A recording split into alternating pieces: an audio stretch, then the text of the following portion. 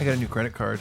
It's pretty cool. It's made out of metal. This is our banter intro. This is the intro. We're going to talk about your metal credit card.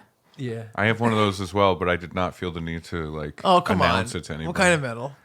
It's the Apple one, so whatever fancy metal they say it is, but it's probably aluminum. Right? Mine's just plastic. You said it's metal. I know. I wanted to be cool. No, it's heavy metal. It's Jethro Tull. I think I think credit cards are the mark of the beast. Oh, here we And go. Here we go. You're not able to buy or sell goods without them. We're in the Traditionally, end you do times. this off mic, but now you're doing it on mic Well, I today. think it's important to get the word out You there. do try and find the earthly things that we use or enjoy, and then tell us that it's bad. Oh, and absolutely. it's helpful. Yeah, I'm just passing along what I've learned and internalized over the previous 5,000 years on Earth. It's weird. That's strange that you would say 5,000 years on Earth because you're always talking about how the Earth is only 2,000 years old. Yeah. No, 6. Sorry, 6,000. Yeah. So you waited 1,000. Yep. Because dinosaurs are a trick by the devil. Right. This is all things we know. Yeah. This is all in the book. This is all things that were tried to be taught to me as a youth. Did they try to tell you that dinosaurs weren't real? Yes. What about Did they Jurassic really? Park? Yeah. I said it as a joke. There was a book. Oh, yeah. That's a real thing. No, I know. Wait, you I said know what it about is. Jurassic Park? How did they explain that? They're They like, didn't. it's evil. It's evil. Well, I mean, come on. Look at the creator of it. Yeah. Spielberg. Yeah. Everybody knows that Jurassic Park is part of the Jewish cabal. That's where they go. Well, that's what they're trying to say in it. It's all coded. They're trying to say, What are the first they're two gonna letters? round us up and put us in these cages. Okay, and it's not until we become hermaphroditic that we will break the bonds of Jewish slavery. Yeah. Tell me. What are the first two letters of Jurassic Park? Go ahead. Say them.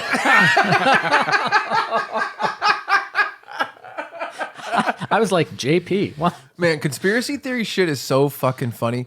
I was actually talking to Natalie yesterday, and I was talking about, I have this theory. I think that all the conspiracy stuff is so damaging to real stuff because all of the facts get messed up. Yeah. Like, I think about... That's called misinformation. Yeah. Well, I think, the Puff Daddy video came out. It's fucking awful, right? It's like disgusting. The one that he's in the big, like, it's all metal and reflective and, like, he's coming towards the camera. Is That one it? fucking rules. You know that for a long time when I was in 8th grade, I made my mom drive around all over the state to find me a silk basketball jersey. Yes. Like the We've Puff Daddy talked video. about that on the podcast. Yeah.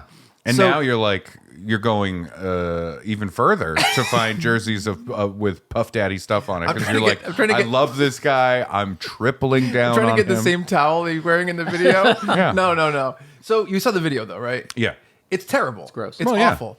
Then people are tweeting about it with like, and guess what else I heard he did? Yeah, He sacrificed his lambs. And I'm like, but you've just used a real thing that he definitely did that's terrible. Yeah. And you mixed it up with a silly, ridiculous thing. So everyone looks at you and goes, what an idiot. Yeah. And you're combining those two things. And that sucks. It hurts the real thing. Yeah. It's similar to Harvey Weinstein jacking off in the plant. I think that never should have been part of the story. It really makes it silly. It does make it a little silly. Yeah. I don't like that. The context of where he was, you know what I mean? Jurassic Park. No, he was in a home improvement store and he was in the gardening section and it was insane. Yeah. He was at a nursery and then went, whoops, I thought it was a different kind of nursery. And then he left the room. No, all this stuff sucks and it's why we can't have an honest conversation about pretty much anything. Right. Like on a large scale. Right. Like we can't talk about climate change because there's 50 insane theories that people throw out that pull in like little seeds of factual information. It's the Dunning-Kruger effect, if you will. Ooh, I will. Yeah. Dunning-Kruger effect. All right. We're fine with that. Yeah. Well, we should open the podcast, but I do want to say to your point about conspiracies really quick. Not only if you take the first two letters of Jurassic, but if you take the first two letters of Park, it tells you everything. The leader of the Jewish cabal, Jupa. Jupa. I mean, just before we really get into it, I want to. We should leave all of this on the cutting room floor. Our Fun Bearers know that we have hidden messages in our episodes of Funbearable. But the way to access it, it's pretty complicated, as any good secret is. You have to give us 5 stars on every single podcast rating thing. Yep. You know, make sure you subscribe, that you like us, engage with posts, stuff like that. And I'll say and you find out the secret. Text everyone on your phone about it. Yeah. After the third public sharing of the podcast, and when you promote it, after that third one,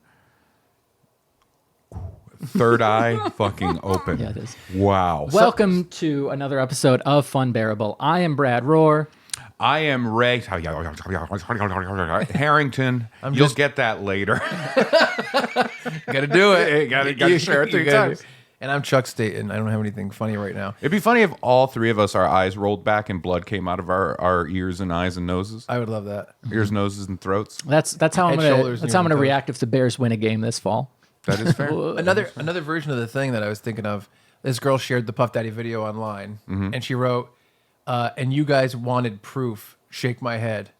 And I'm like, wait a minute. Now you're saying that wanting the proof is bad while sharing the proof? Like, it's good that we have the proof. I saw somebody say the same exact thing, but it was a picture of a spilled bowl of pudding. And they were like, well, you wanted the proof. No. Just It's weird. down there. This is how silly I'll go to get away from, like, on the podcast talking about a legitimate shitty person doing a shitty thing. Yeah, terrible. You know what I mean? know. Yeah. I just But we did that full episode on chemtrails. You were okay with that. Yeah, but that's behind the paywall. Can I ask a bigger question about this? Uh-oh. We all know that social media has negative effects. Yes. Huh? Are there, you know how like people were kind of like, good for you. I thought it was good for you. Wait a minute, I like it. I love that voice, by the way. That's a put in that voice. Oh, sure. Yeah. Nathan Magatosh, stand-up comic. Yeah. Very funny.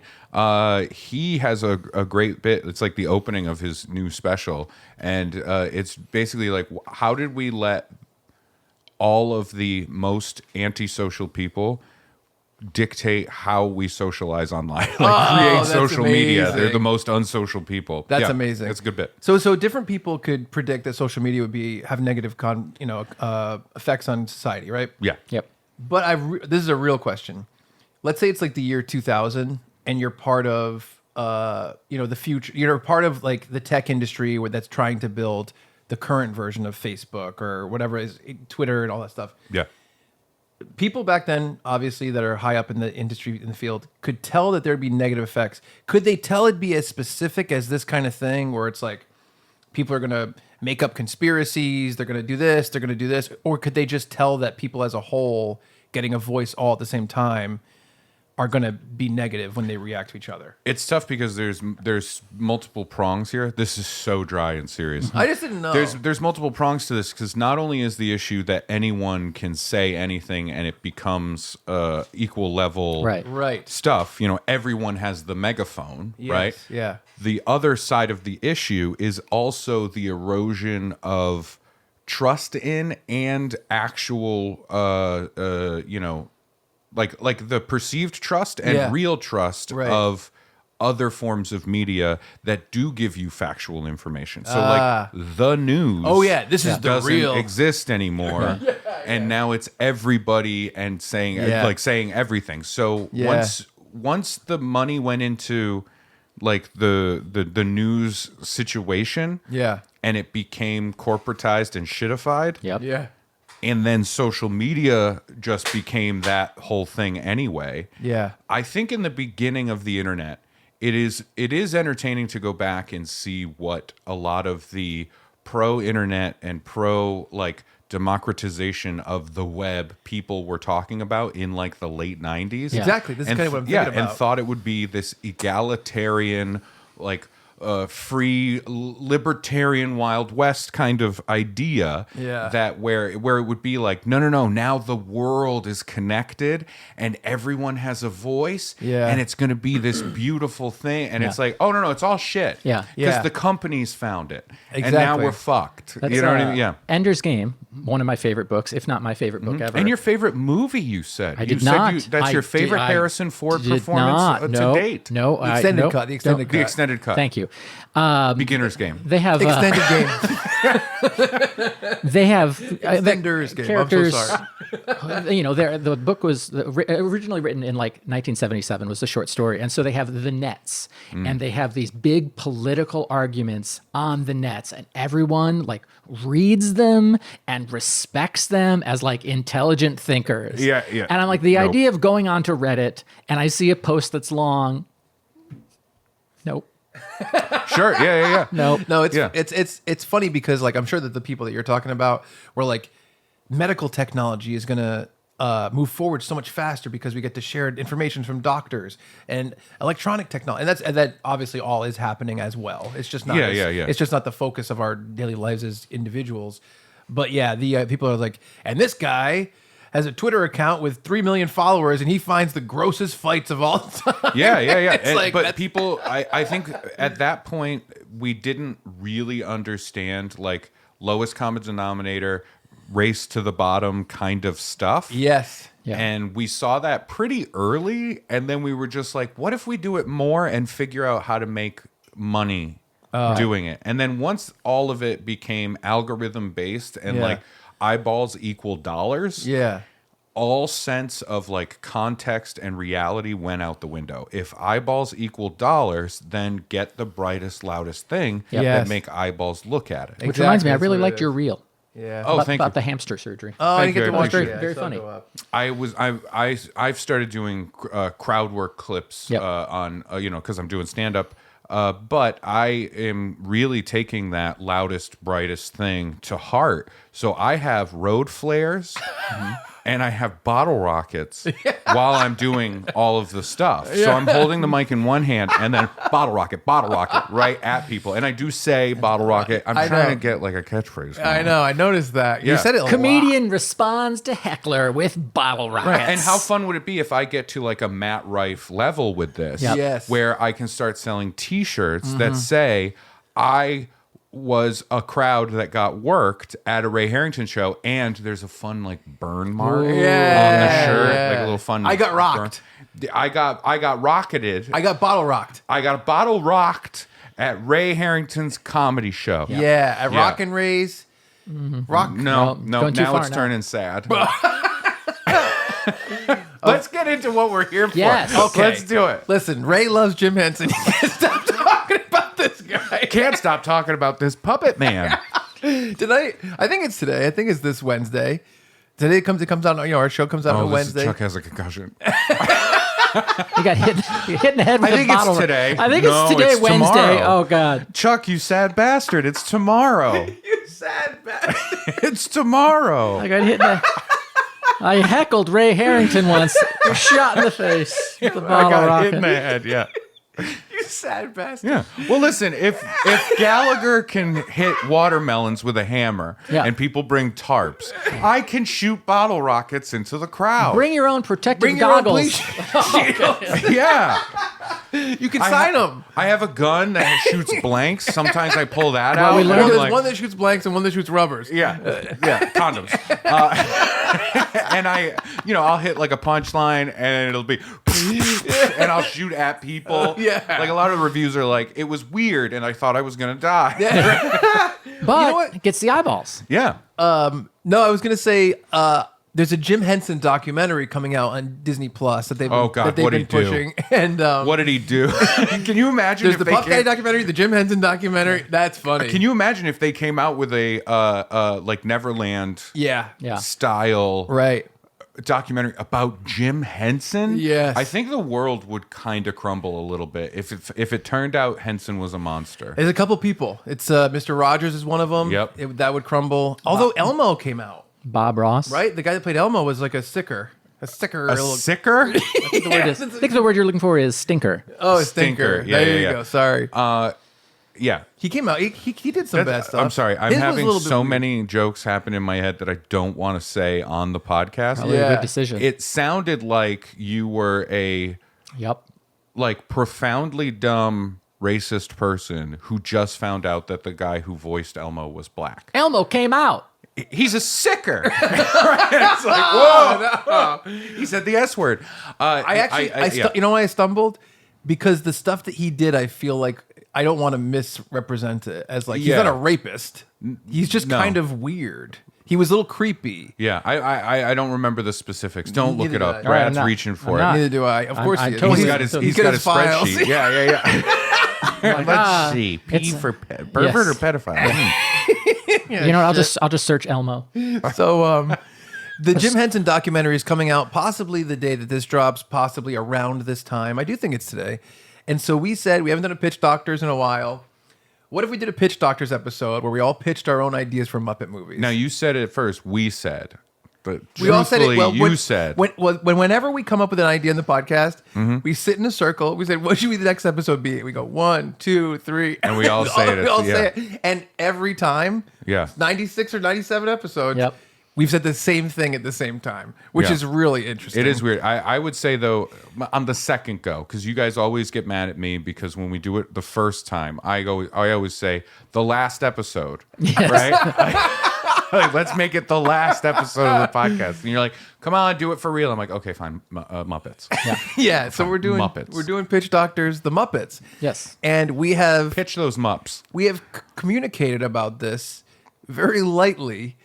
So we didn't really talk about the direction or the rules of this. It's Pitch Doctors. It's just pitch. Pitch Doctors is anything. Some Mupp. It should be anything. Yeah. So we all have different ideas. What are you going to do with them Mups? Man, the documentary about Jim Henson as a predator would be so like, like that new one about the Nickelodeon stuff that happened.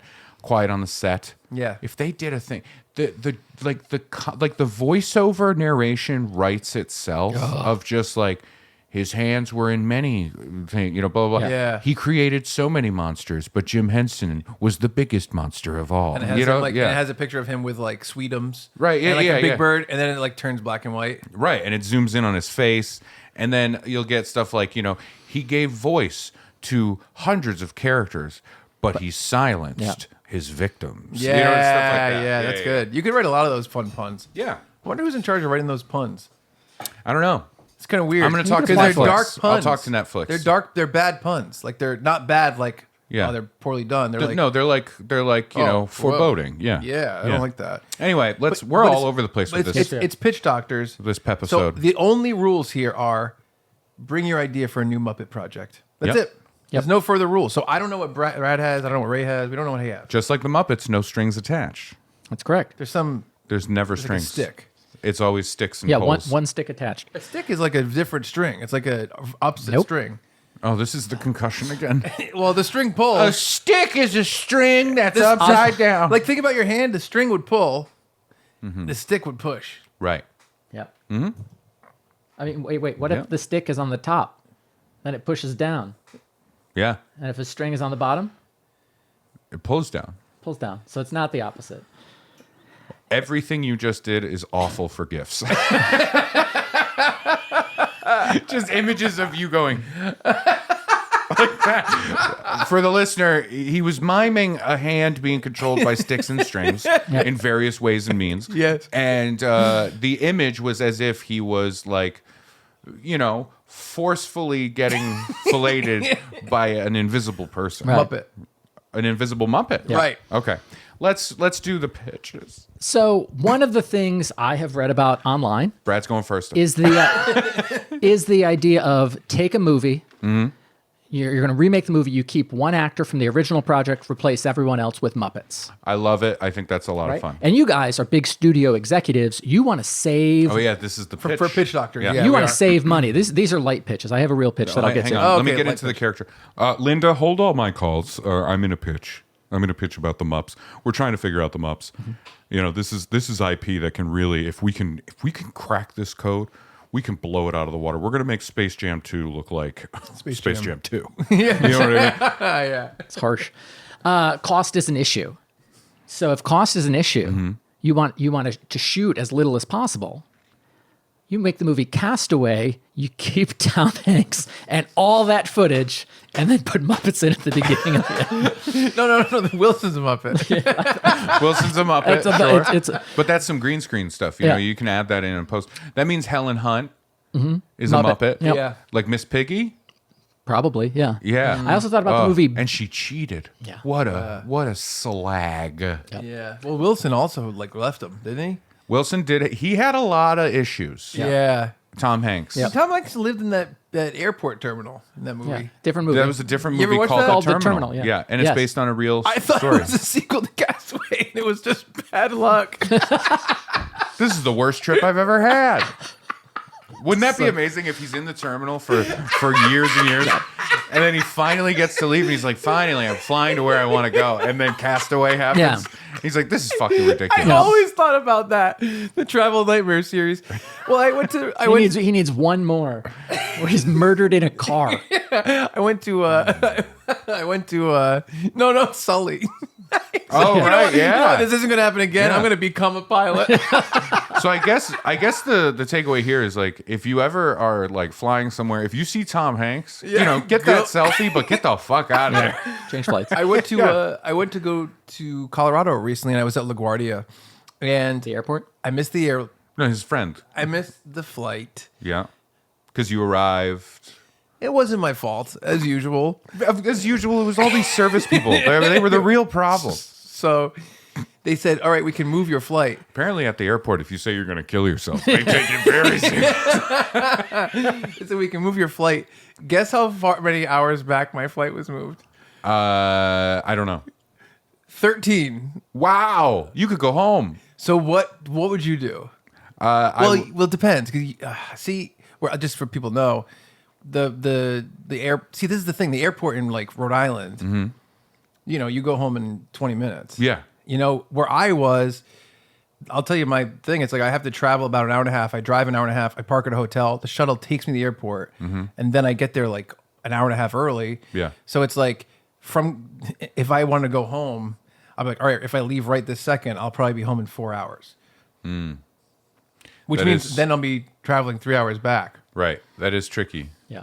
But that gives you 5 hours at home versus all those hours at the port. And it was from Or maybe you just go to a hotel. See, I thought about that, but I looked at the prices and they were pretty crazy around the airport. Yeah. It's do I want to spend this much money? It's when am I going to get to the hotel? I'm taking an Uber to the hotel and an Uber back. Mm-hmm. So we're adding $50 to the price of the hotel to go there for 10 I'd probably hours? just end the relationship and stop then. Yeah. You know what I Go mean? home. Just be It like, was this so isn't crazy. going to work. Yeah. It was so crazy. So Hey, Nat, we're done. So what I did was I went home and I slept for 5 hours and I got back and it was fucking hell. Yeah. And it was one of those things. You ever just go I have to put myself on autopilot because I'm so fucking annoyed. I have to leave. Yeah. I have to not think. Well, it's the E-Honda thing I brought up. And I know it's insane that I'm also wearing the Street Fighter shirt again. but it is that thing where it's you just got to be I have to go on autopilot. Mm-hmm. This is a shitty. I mean, you probably deal with it when you fly to Alaska. All the time, yeah. So I talked on the podcast before about that horrible flight back from Alaska. Yeah. And then there's also so many flights involved with these doing the cruise stuff. Mm-hmm. That's super early in the morning. I have to get up at 3 a.m. to get to the airport, fly somewhere. A couple of times it's been and now you have 2 shows when you get to the other side of the country, right? Yeah. And it's baffling. I've gotten to a point where I say I'm just giving myself to the travel. At some point you just have to let go and be take me this terrible, situation. Exactly. Right. Physically, I need to go through this process to get home. Yes. So I'm just going to give up and let it happen. When I get to an airport after a cruise thing that I've done, and it's 11 a.m. and I'm not leaving until 8 p.m. because that's the flight that they booked me on. It's give yourself up to it. I'm going to be waiting at the airport longer than I'm going to be flying home. This is the situation. You know what? I wonder if we have more of a tolerance for that because we've had to travel so much for work and stuff. Oh, yeah, absolutely. Because you probably have to build that up. The less that happens to you, probably the more frustrating and crazy you get. And probably. The more it happens, you probably get a little bit more used to it. Yeah. Well, I think used to it, or you just get worn down. That's part of it. Lose the will. You know what I mean? Yeah. You just give up. Yes. I think if bad actors in history, that try and indoctrinate or re-educate or do things like that or torture, just put them in the system. Yep. Let them take some fucking Delta flights. They will tell you anything. You know what I mean? Yeah. Throw them around a couple of times. Have a couple connecting flights, and then bring them back and go, all right, now if you tell us where everybody is, you can just go home. Yeah. Honestly, it is like having the connecting flights, and you missed a flight, and this has to get moved, and you have to wait, and then you have to take this shuttle to here. This, it is kind of like, holy shit. Like, it is a lot. You're right. It is worn down. I bet it is more worn down than being able to actually check out. I like it. That's funny. Yeah. All right, Muppets. Back to the Mups. So I really do like your idea. Yes. I think that's a really fun one. And that kind of meme of replacing everybody is wonderful. I like that goofery. I have two more of those. Yeah, hit me. One is Passion of the Muppet Christ, keeping Jim Of course. I can't say his name. Kabazinski? Cavaziel. Yeah, I'm keeping him. Oh, But okay. Caviezel. I'm on one Not of to be confused I with like Vin Muppet Diesel. Romans. on one of the crosses, Statler and Waldorf. it's like how they were both Marley. Yeah. That's really fun. Yeah. What are you doing? Just hanging around? Yeah, they're heckling. Yeah. Yeah. I'd love. I was like, man, what kind of like locked door mystery could we do? Because that's a genre the Muppets have not explored traditionally. A Muppet Knives Out mystery. Ryan Johnson, trademark us. Like Benoit Blanc, played by Daniel Craig, interacting with all the Muppets over the course of 2 hours. Honestly, with Ryan Johnson it writing. works so well. It would be perfect. Ryan Johnson, it is a $100 idea. Pay me $100, it's yours. You know what? It's funny. This is. Let me be your agent on this, because I think we can bump that up. Okay, Ray's my agent. Please contact Ray. Brad is the main guy. I'm going to give him a little assist here. Muppet Clue. Yeah, I thought about that too. Would be so perfect. Like, it's almost weird that they haven't done it. Yeah. Muppet Clue would be like, it's exactly the tone. Sure. 100% the Yeah, tone. yeah. And we're all pretending. I do think that Knives Out matches that tone very well. Oh, for sure. For sure. That's great. That is fun. And but- keeping Benoit Blanc, as is, I think is very fun. Yeah. The best. But I did come up with an original Muppet movie. So you went with a totally original idea. Totally original idea. All Because right. the Muppets veer into like, we're going to make our own story. Now we're going to do Treasure Island. Yeah. Now we're going to do Haunted Mansion. And their own stories tend to drift towards... we're trying to do a Muppet I thing. have theories on this. They tend to either drift towards like not parody, not a satirical version of a movie, but like an airplane kind of thing. Right. But something that gets close to, we're doing this genre. Yes. Right? Like Muppet a caper. genre Yep. goof. And we're right? bringing our Muppet humor to it. And then I think that went away, and it's now mostly just like road trip movies. I think most of them involve just like, we're getting together and we got to go, and let's get all the travel points done. Yep. Even that one that Tina Fey was in, it was with evil Kermit. Muppets Most Wanted, Yeah. which was supposed to be called Muppets Again, because there's a song at the beginning and end of the movie. Like, it's the Muppets Again, and then at the end, it's the Muppets Again. Yeah. But they changed the title. Yeah. Yeah, of course. But I liked that movie. I thought it was fun. Yeah. But even that has heavy elements of a road trip. Well, we have comedy. elements of that here. Well, I had What- to. oh. I was just gonna say, I was looking through the old Muppet movies because I don't remember the exact plots of all of them, and it does seem like the Muppet movies revolve around, which is kind of like where my sensibilities come from as a filmmaker. And your porn habits. Yes, the idea of we're trying to do a thing, Yeah. and the movie is about us trying to do a thing, not the thing. Yeah. So like Yeah. all of the senior discount videos that really got me into filmmaking and stuff, they were about us trying to do a show, just like Yeah. the Monkees TV show kind of. And in like the old Muppet things, it's like they're trying to do a show on Broadway. Mm-hmm. They're trying to get Kermit across the country to be a singer or whatever. It's always like the movie is about us trying to do something, and Yeah. the thing is secondary to the trip. Looks like I have elements of that as well. Yeah. All right. You good? Ready? It's called The Muppets Go to Washington. Oh no, I'm out already. Mr. Muppet goes to Washington. We I'm listening. we enter with Kermit as a guest on his favorite podcast, Funbearable. One of the hosts is debuting his new character, President Genius. Oh no. Yeah. The boys and Kermit, Hef and Jeff, and eventually another one says, "You know, Kermit, you'd make a really good president." That's Brad. The other two co-hosts agree that Kiss Kermit my would make a ass. good president. The camera pulls back to show the video playing online, and it has millions of views, like Funbearable should. And does. Kermit is watching the video in a library. He has headphones on despite no visible ears.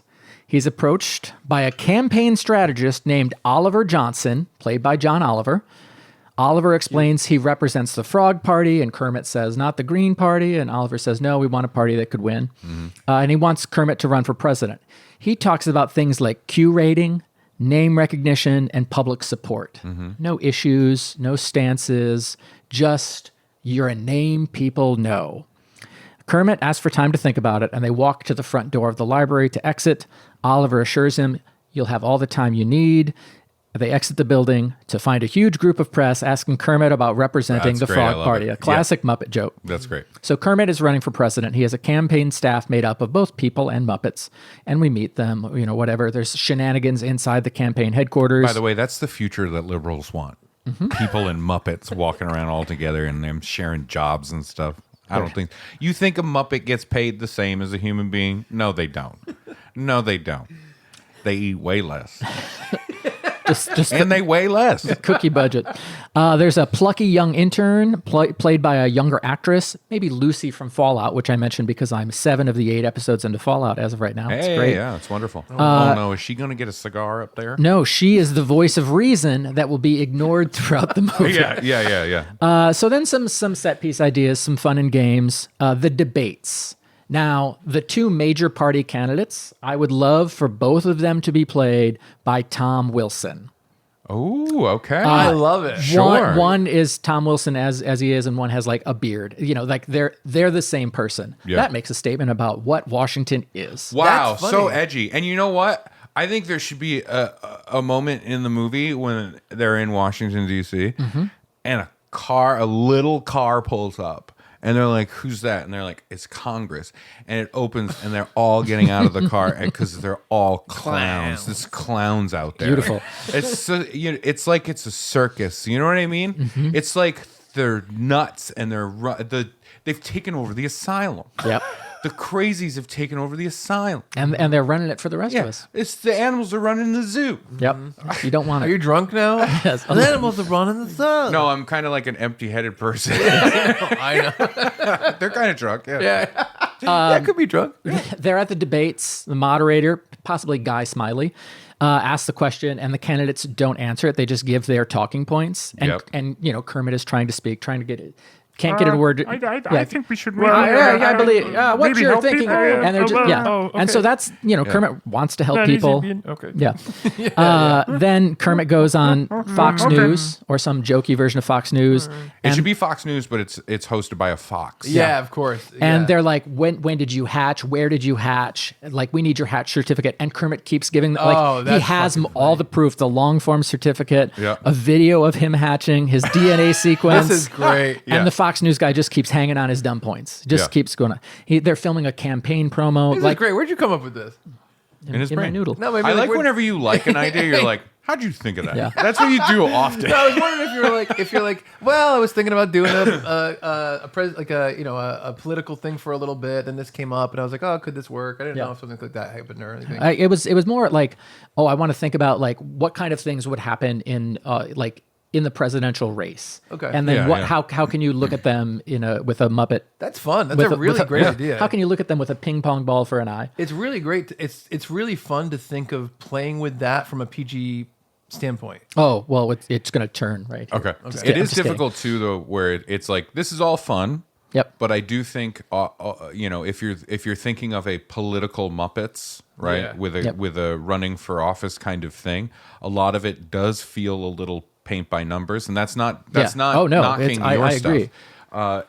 I also think I like your idea, but I don't ever want the Muppets to ever do anything political. Yeah. Does that make sense? Yeah. Oh, yeah, Like, because you please don't- stay away.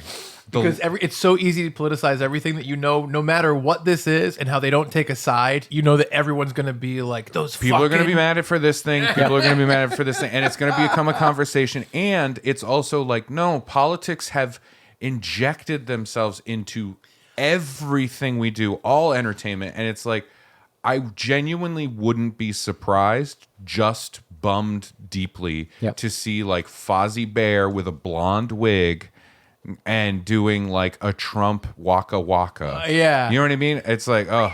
It's funny. I thought of a game, and I can't think of the ending. I thought of a game for the show called Politicize That, and it's because everything can be politicized. Yeah, I give you a topic that's completely benign, and you're like, all right, how could this be politicized? Okay, yep. These people, and I think that's funny. Sure, yeah. It's really fun. But but I like your idea a lot. I genuinely do. Are there bits filming a campaign promo? This is in every political movie. The candidate doesn't want to go dark. But the campaign manager... I don't want to be mean. Right. But is this true? Oliver says, no, it'll positive. You have to understand. This is Gonzo as like a hit piece guy. He takes... They're going to do it anyway. He takes Kermit's lines out of context. He takes Kermit's lines out of context, maybe even make a joke about lip syncing, and Kermit points out he doesn't even have lips. Yep. And then I could even tie it into Chuck trying to do Kermit's voice on the initial podcast, on the Funbearable podcast. Ouch. Yes. There's different town halls. It's, like the diner stop in New Hampshire or whatever. Yeah. Miss Piggy trying to become the first pig. One of the other first lady candidates is played by Sofia Vergara. As you can guess, they clash. Kermit can't be everywhere at once, so we get a montage of his kind of stand-ins, like how Giuliani would go to places for Trump and whatever. Yeah. Maybe Gonzo addresses the oil lobby, but Gonzo thinks it's in the lobby, like something like that. Very it goes cute. poorly. We see Fozzie. We see Fozzie Bear addressing the NRA. He says, Oh, God. He says, funny. you know why I support the Second Amendment? And then we smash cut to Fozzie running, screaming out of the building, followed by the sound of gunshots. Great. Right. Because you don't give the punchline. Because we all know the punchline.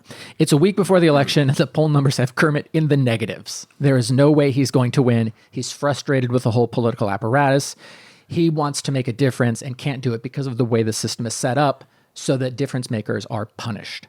He gives a huge speech to his staff about how broken the system is and how he wanted to change it. It's a banger of a speech. Ooh. He talks about the power of local government, how a librarian could run for town council, how a waiter could be a mayor, how a podcast could run for governor. Basically, That's funny. it's the people he's met throughout the movie. Yeah. He goes home, he's sad. The next morning, Fallout Lucy shows up and shows she uploaded a video of his speech and people are loving it. While Kermit isn't in the race for president anymore, the other candidates are forced to address his concerns and make changes. We see the people mentioned, librarian, podcast, etc., reacting to the speech and filing paperwork to run for office. The future of democracy is in the hands of the people and the Muppets. That's excellent. Yeah. What a great job. I love it. That was great. I've had two good pitch doctors in a row. I had the Christmas one. Oh, I like all your pitch doctors. They're so good. They're so good at setting the tone. But I really do think like the concept of that at the end is that's a great place to end for the Muppets. Yeah. You know what I mean? Because you can't have Kermit be president. No. And I want to piggyback on your concept here. I think the initial the instigating like moment, that event could be something very simple, like for that library, they wanted to add something to the building, maybe a ramp, a wheelchair ramp, but I'm sure people would get all upset about that. Or just some kind of very simple thing. Or there was this pothole in front of the library, or the sidewalk was cracked or broken, and he just wanted to get that fixed, and that's the moment that gets him involved.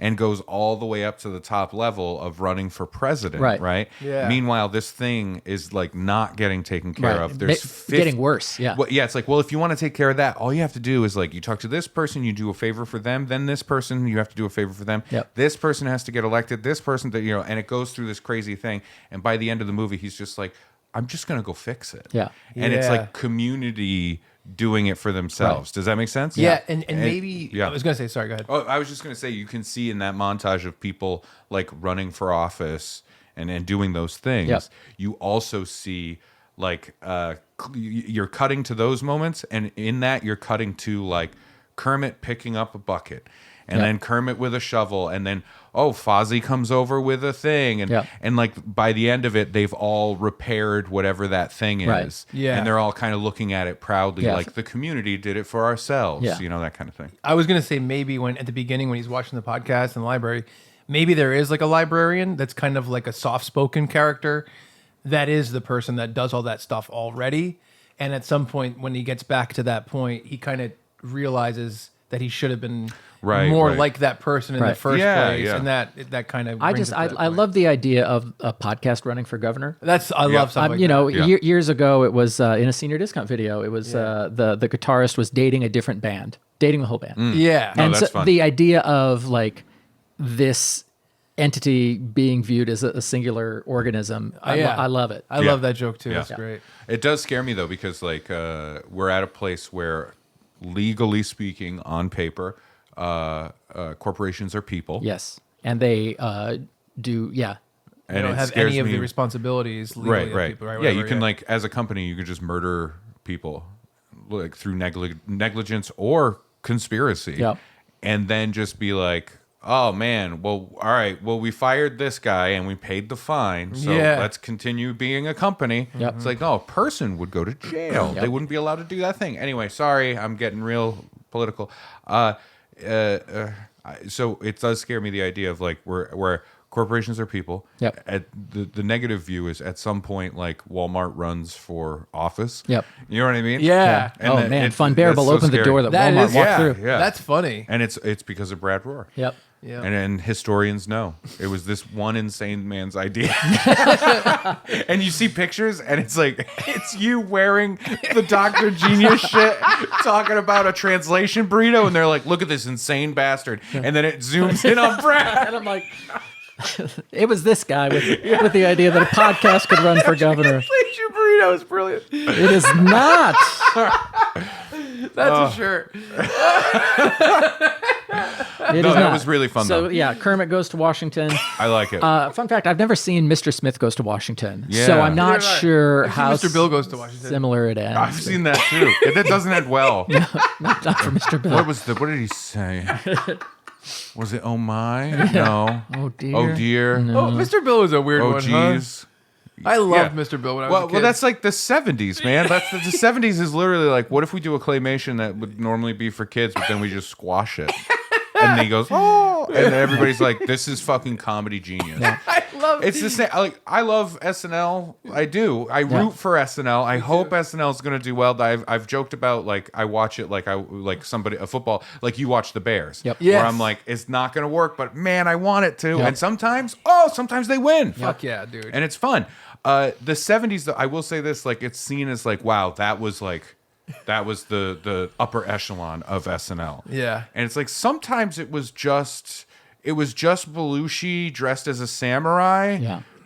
chopping sausages because he worked at a deli going classic. hiya. It's classic. Yeah. It's classic. right. And it's you're like, well, why is it classic? Yeah, it's Because like- it was on then. yeah, because it was the 70s and there were 3 channels, and it was insane to see a man dressed like a samurai chopping a sausage. Yeah. So it's fine. But then sometimes you do get beauty, like Dan Aykroyd doing the talk show thing about running a terrible toy company, Yeah. the Bag of Glass. I will forever love Bag of Glass. Yeah. And then there was Toonces, the driving cat.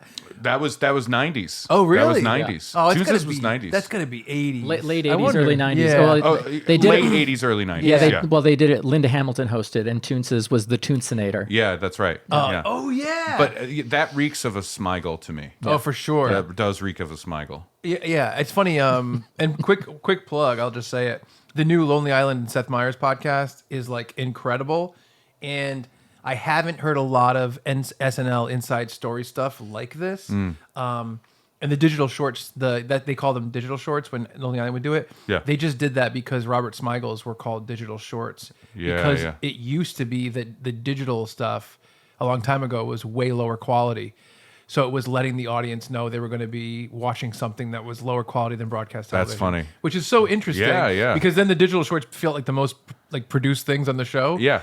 So Yeah. It's really fun. You should, if you haven't listened to it though, listen to it because they were talking to like Seth the other day about they don't just cover the digital shorts, they cover the sketches they wrote as well, which we don't really have knowledge of which ones they wrote because it's a 90-minute show and they just have like a credits list at the end. So they go through a lot of sketches. And Seth Meyers talked about him and Tina Fey basically backbiting and fighting each other about getting one sketch on. There's two. Yeah. There was only one. There was like a spot for one more sketch. Yeah. And I'm like, I've never heard of this kind of stuff. That's fun. And Andy Samberg's like, so how does that go? Like, what happens?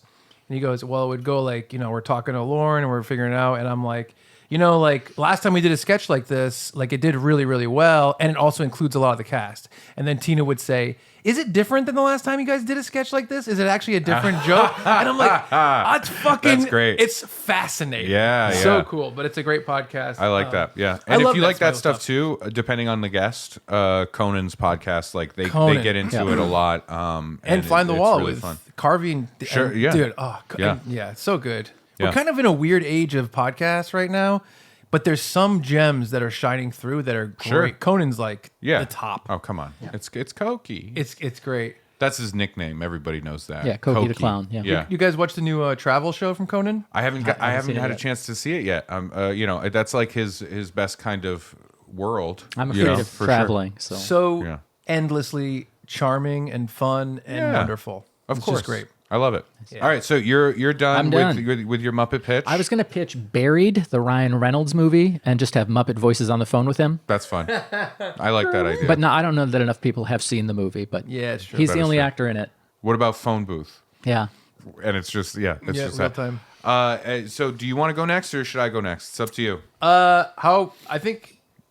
Mine's like an amuse-bouche of things. Maybe that should be first, and then we got some like... Sure. Because mine is like a fully fleshed out idea, but loose, because I want to bring topics. You're a fan of loose flesh, yeah. I am a fan of loose flesh. Oof. Yeah. Loose meat sandwich. Either loose sexually... Flesh loosely attached to someone's body running through the woods. Edibly. So he can chase it. Yeah.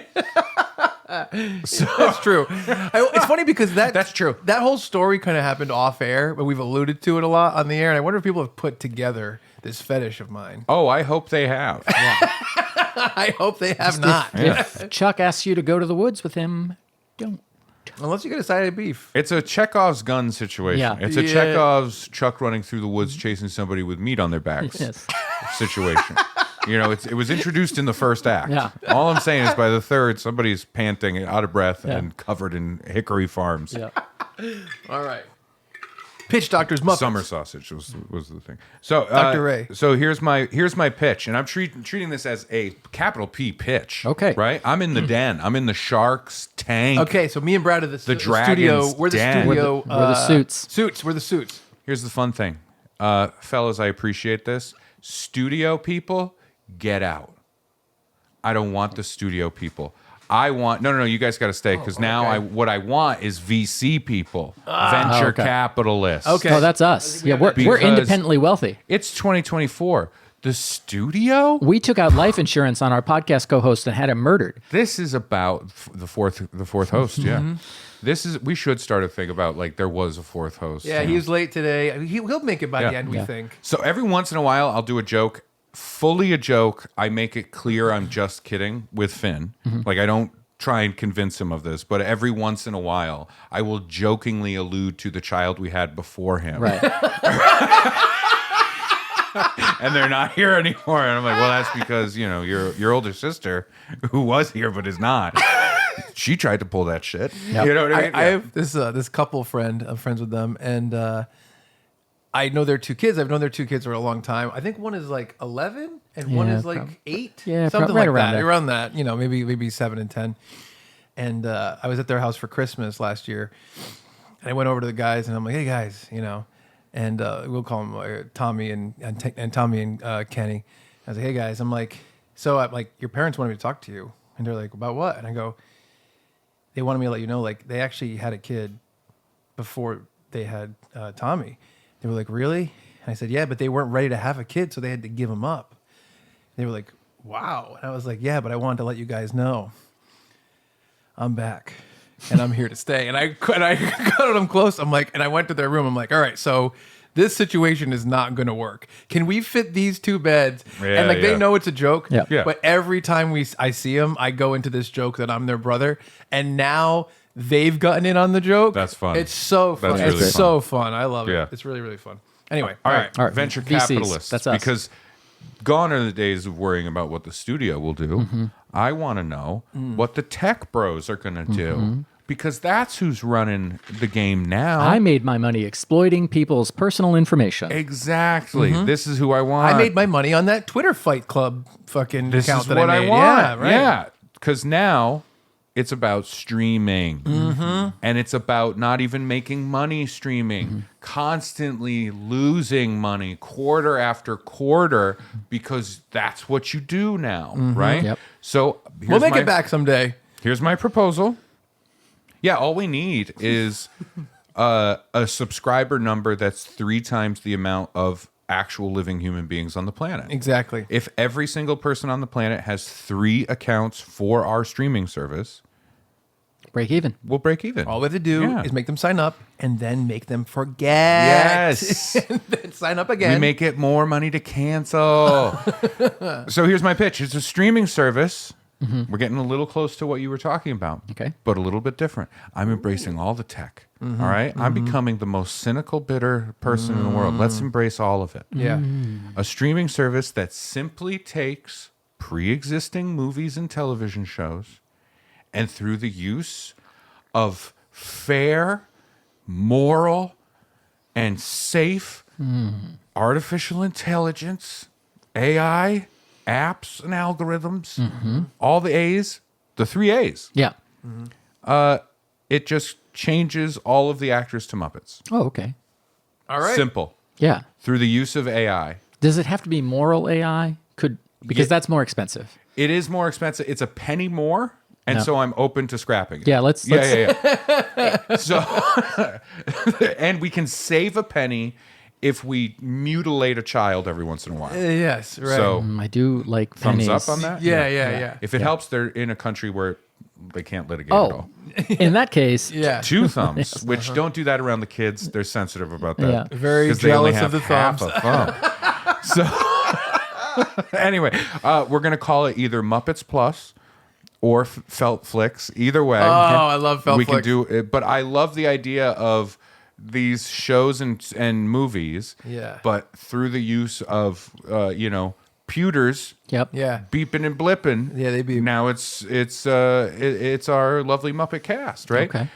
Example. Oh, good. This is good. We're gonna go after this right away. Yes. We're gonna get Seinfeld on the streaming service, Seinfeld. and it's called Seinfeld is too easy.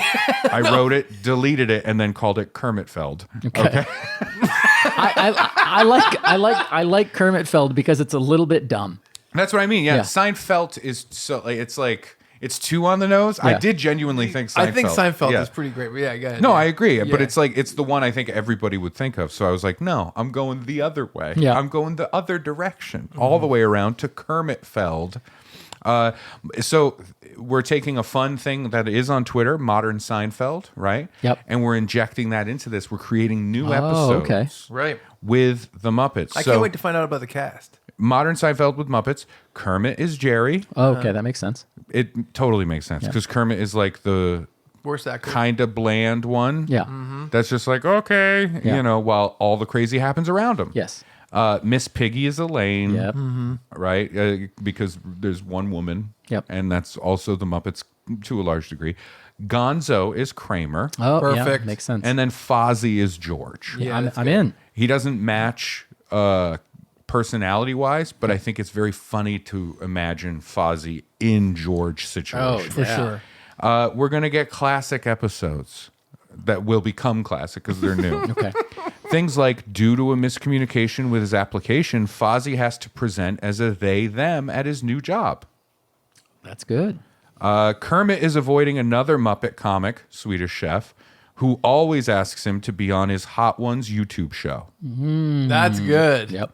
Gonzo mistakes a Proud Boys march for a picket line protest and winds up a spokesperson for the group. Oh no, Gonzo. Yeah. Miss Piggy is catfishing her landlord trying to get her shower fixed. Okay. These all sound like things that would have been on Seinfeld. Yeah. And then you can have further characters. Newman, played by Bunsen Honeydew or Benson Honeydew? Bunsen. Oh, that's Bunsen great. Honeydew and Beaker. Yes. Together. That's Yeah. great. And he was selling MAGA hats on January 6th and is terrified he's about to be arrested. The Eagle. Sam the Eagle. Sam the Eagle is Miss Piggy's boss Okay. and wants to start a streaming company. We're getting meta. Yep. This is very Kirby, right? Wants to start a streaming company, but it's all about like high-end apparel and fine watches, and he wants to call it TikTok. right, and has no idea about TikTok. Right. How's Miss Piggy going to explain that to him? It's going to be a good luck. like a real. I don't know. You know what I mean? That's going to be fun. I also want to see Miss Piggy dance like Elaine. Yeah. I think that would be very fun. Can he come up with that and then eventually find out that TikTok exists, and then he keeps coming up with similar things that already exist? Of course. I saw it as the close where he's like, "What about a book where you put your faces?" Yeah, exactly. That's Yeah, what I mean. yeah. And she's like, I think she signed off on TikTok initially, like she wasn't paying attention. Yeah. And so then she's like, Now she's stuck having to follow through on this. Yeah. Yeah, and he's always like, "Where are things at, Elaine?" Right? Yeah. You know what it is? She was in a Zoom and she wasn't paying attention, and she got back and they were like, "Piggy, what's your thought?" And she's like, "I'm all for it." Yeah. So now she's taking, but I like the idea of it's in her hands now, Yeah. and he's always asking, "Where are we on TikTok?" Yeah. And then it can get to a place where it is genuinely like, "Well, I was doing it, but now the Chinese have taken your idea, right?" And he's like, "Oh, the Chinese." Yeah. But listen, it's not.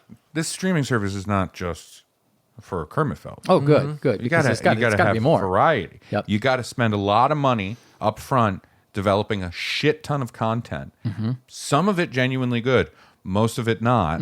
Spend the money on getting other things on the platform, then let it all fade away. We're talking, all these things. In the beginning, we're going to get like 6-season runs of these shows. Quarter 3, everything we create, 1 season immediately canceled. Yes. Right? Yeah. Even if it's super Great, popular, yeah. even if people love it, cancel it. Right. We're gonna fucking cancel it, and then we're gonna just license a shit ton of Indian and Spanish Muppet shows and Oh, just okay. put those on the service. There you go. And just Right. go, just fucking watch that. Yeah. You know what I mean? Yeah. So Food Network, Oh, okay. we're gonna bring it in. People love that stuff. They Is do. it cake and whatnot? Yeah. You know what I mean? We're gonna stay away from that for a little while because I think the Muppets would get nervous around cutting into things that look like it's soft. You know what I mean? Yeah. But we're gonna go after the top things. Like Top Chef, Oh. hosted by the Swedish chef. It's now called Torp Chef. Oh, love Okay. it. Love it. Or you could do Chorped. Or you could do Dooners, Droovens, and Doobs. I hate that I'm laughing so much. It's so dumb, but it is undeniable. It really is. Dooners, Droovens, and Doobs is so fun. Like Fluvertown. Yeah. Like, you're he's eating a hot wing. He's like, it's not that far off, which is insane. Yeah, is Guy Fieri a Muppet? We don't know. Have we seen his legs? Have we seen Guy Fieri's legs? Why does he have sticks attached to his hands at all times? When he shows up at the beginning, he pulls up in a car. Yeah. That's a classic Muppet hide. Yep. You know what I mean? Yeah. So they're just working. That's really good. That is fun. You want the latest horror film? Yeah. I do. From Jordan Peele? Oh. Right? The one about the alien in the clouds? Yep. Yeah. Yeah? What was that called again? Oh, shoot. What was that called? Nope. Nope. This is called Meep. Starring Beaker, Yeah. of course. It's fun because he has to emote. Yes. Oh, You know what I mean? There's not a lot of With communication. a felt face. Yeah. Yeah. But, the character was pretty stoic. Yeah. And so now how about a movie? Oh, this is a hit. How about a movie set around making 70s porn? Okay. Kind of a dramedy. Yeah. Kind of looks at like the industry then and Get creating John C. Reilly and Mark Wahlberg. pornography. Yeah. Yeah. It's called Froggy Nights. And the end scene is insane. It's insane. Kermit in the mirror with a huge hog. That's amazing. Why was Ray arrested? You're going to be a star. You're a huge star. You're a huge star. His co-star's Roller Pig. Yeah, Roller Pig was great. Oh my god, that would be a fantastic movie. Oh yeah, I would watch that. Oh yeah. Honestly, like for some of these, like I just want the poster to be in the background of a movie that exists. Yeah, they're all like 30 Rock cutaway shows. Yeah. Oh yeah. You know. Yeah. Oh yes, exactly. Yeah. Now we gotta pull in like some biopics as well. Yes, of course. Yeah. I mean, there's the classic biopic about Ray Charles. Mm-hmm. Famous musician. Yeah. It was called Ray. Yes, it was. And this one's called Ralph. I thought it was gonna be called Teeth. Oh, that could work too. Yeah. No, yeah. that one. I think Rolf is for Ray Charles. Yep. And I think Teeth is the what did they call it? Rocket Man. Oh yeah, that's Okay. great. Yeah, Molar Man. Dr. Teeth. I don't know. I was thinking it was the Cameron Crowe one.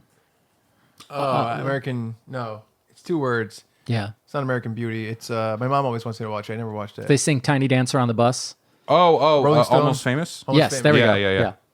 To me, that's with Dr. Teeth. Oh yeah, that would be good. That would be great. Or he could be. Ooh, what if he's in The Doors? Yeah. Dr. Teeth overdosing on heroin would be amazing. Yeah. I think Dr. Teeth has been in all of those bands at some point and had to leave for different reasons. Yes. Yeah. He was the fifth Finally Beatle. found his place. I like that. You Yeah. know, they did Wasn't announce. there? Yeah, wasn't there a show, a I was Dr. just gonna Teeth say. show? Well, I didn't want to interrupt Ray's pitch. Let's talk about it afterwards. But they did just announce that they're going to do Beatles biopics. They're going to do 4 separate. This is not a joke. 4 separate movies That's cool. of each individual Beatle. Wow. I think that's neat, but I also think it's batshit to announce ahead of time. We're doing 4, 1 for each Beatle. It Wait. feels like it's Marvelized. Wait a minute. Documentaries or No, movies? biopics, movies. See, like documentaries, I like because it feels like a series. yeah, that would be cool. No. Biopics is weird. Yeah, that's what I'm saying. Like it's I thought it was so going to be like bizarre. the last one that came out, but separate. No. This is like 4 biopics where you're going to cast somebody to play John. You're going to cast somebody That's to a little play- weird. All right, you Yeah. know what? I'll say this. I don't like it because it makes it feel like when Marvel would post or would Marvel would do a thing at Comic-Con or whatever and show the timeline of planned work I know. for the Marvel universe. It's like, here's our Beatles verse. You know what I mean? It's Can weird. I throw this out there? All right. Yeah. So the John Lennon one, directed by somebody like Spielberg, whatever. Mm. Then the Paul one, give it to Edgar Wright. Oh, that's going to have a different tone.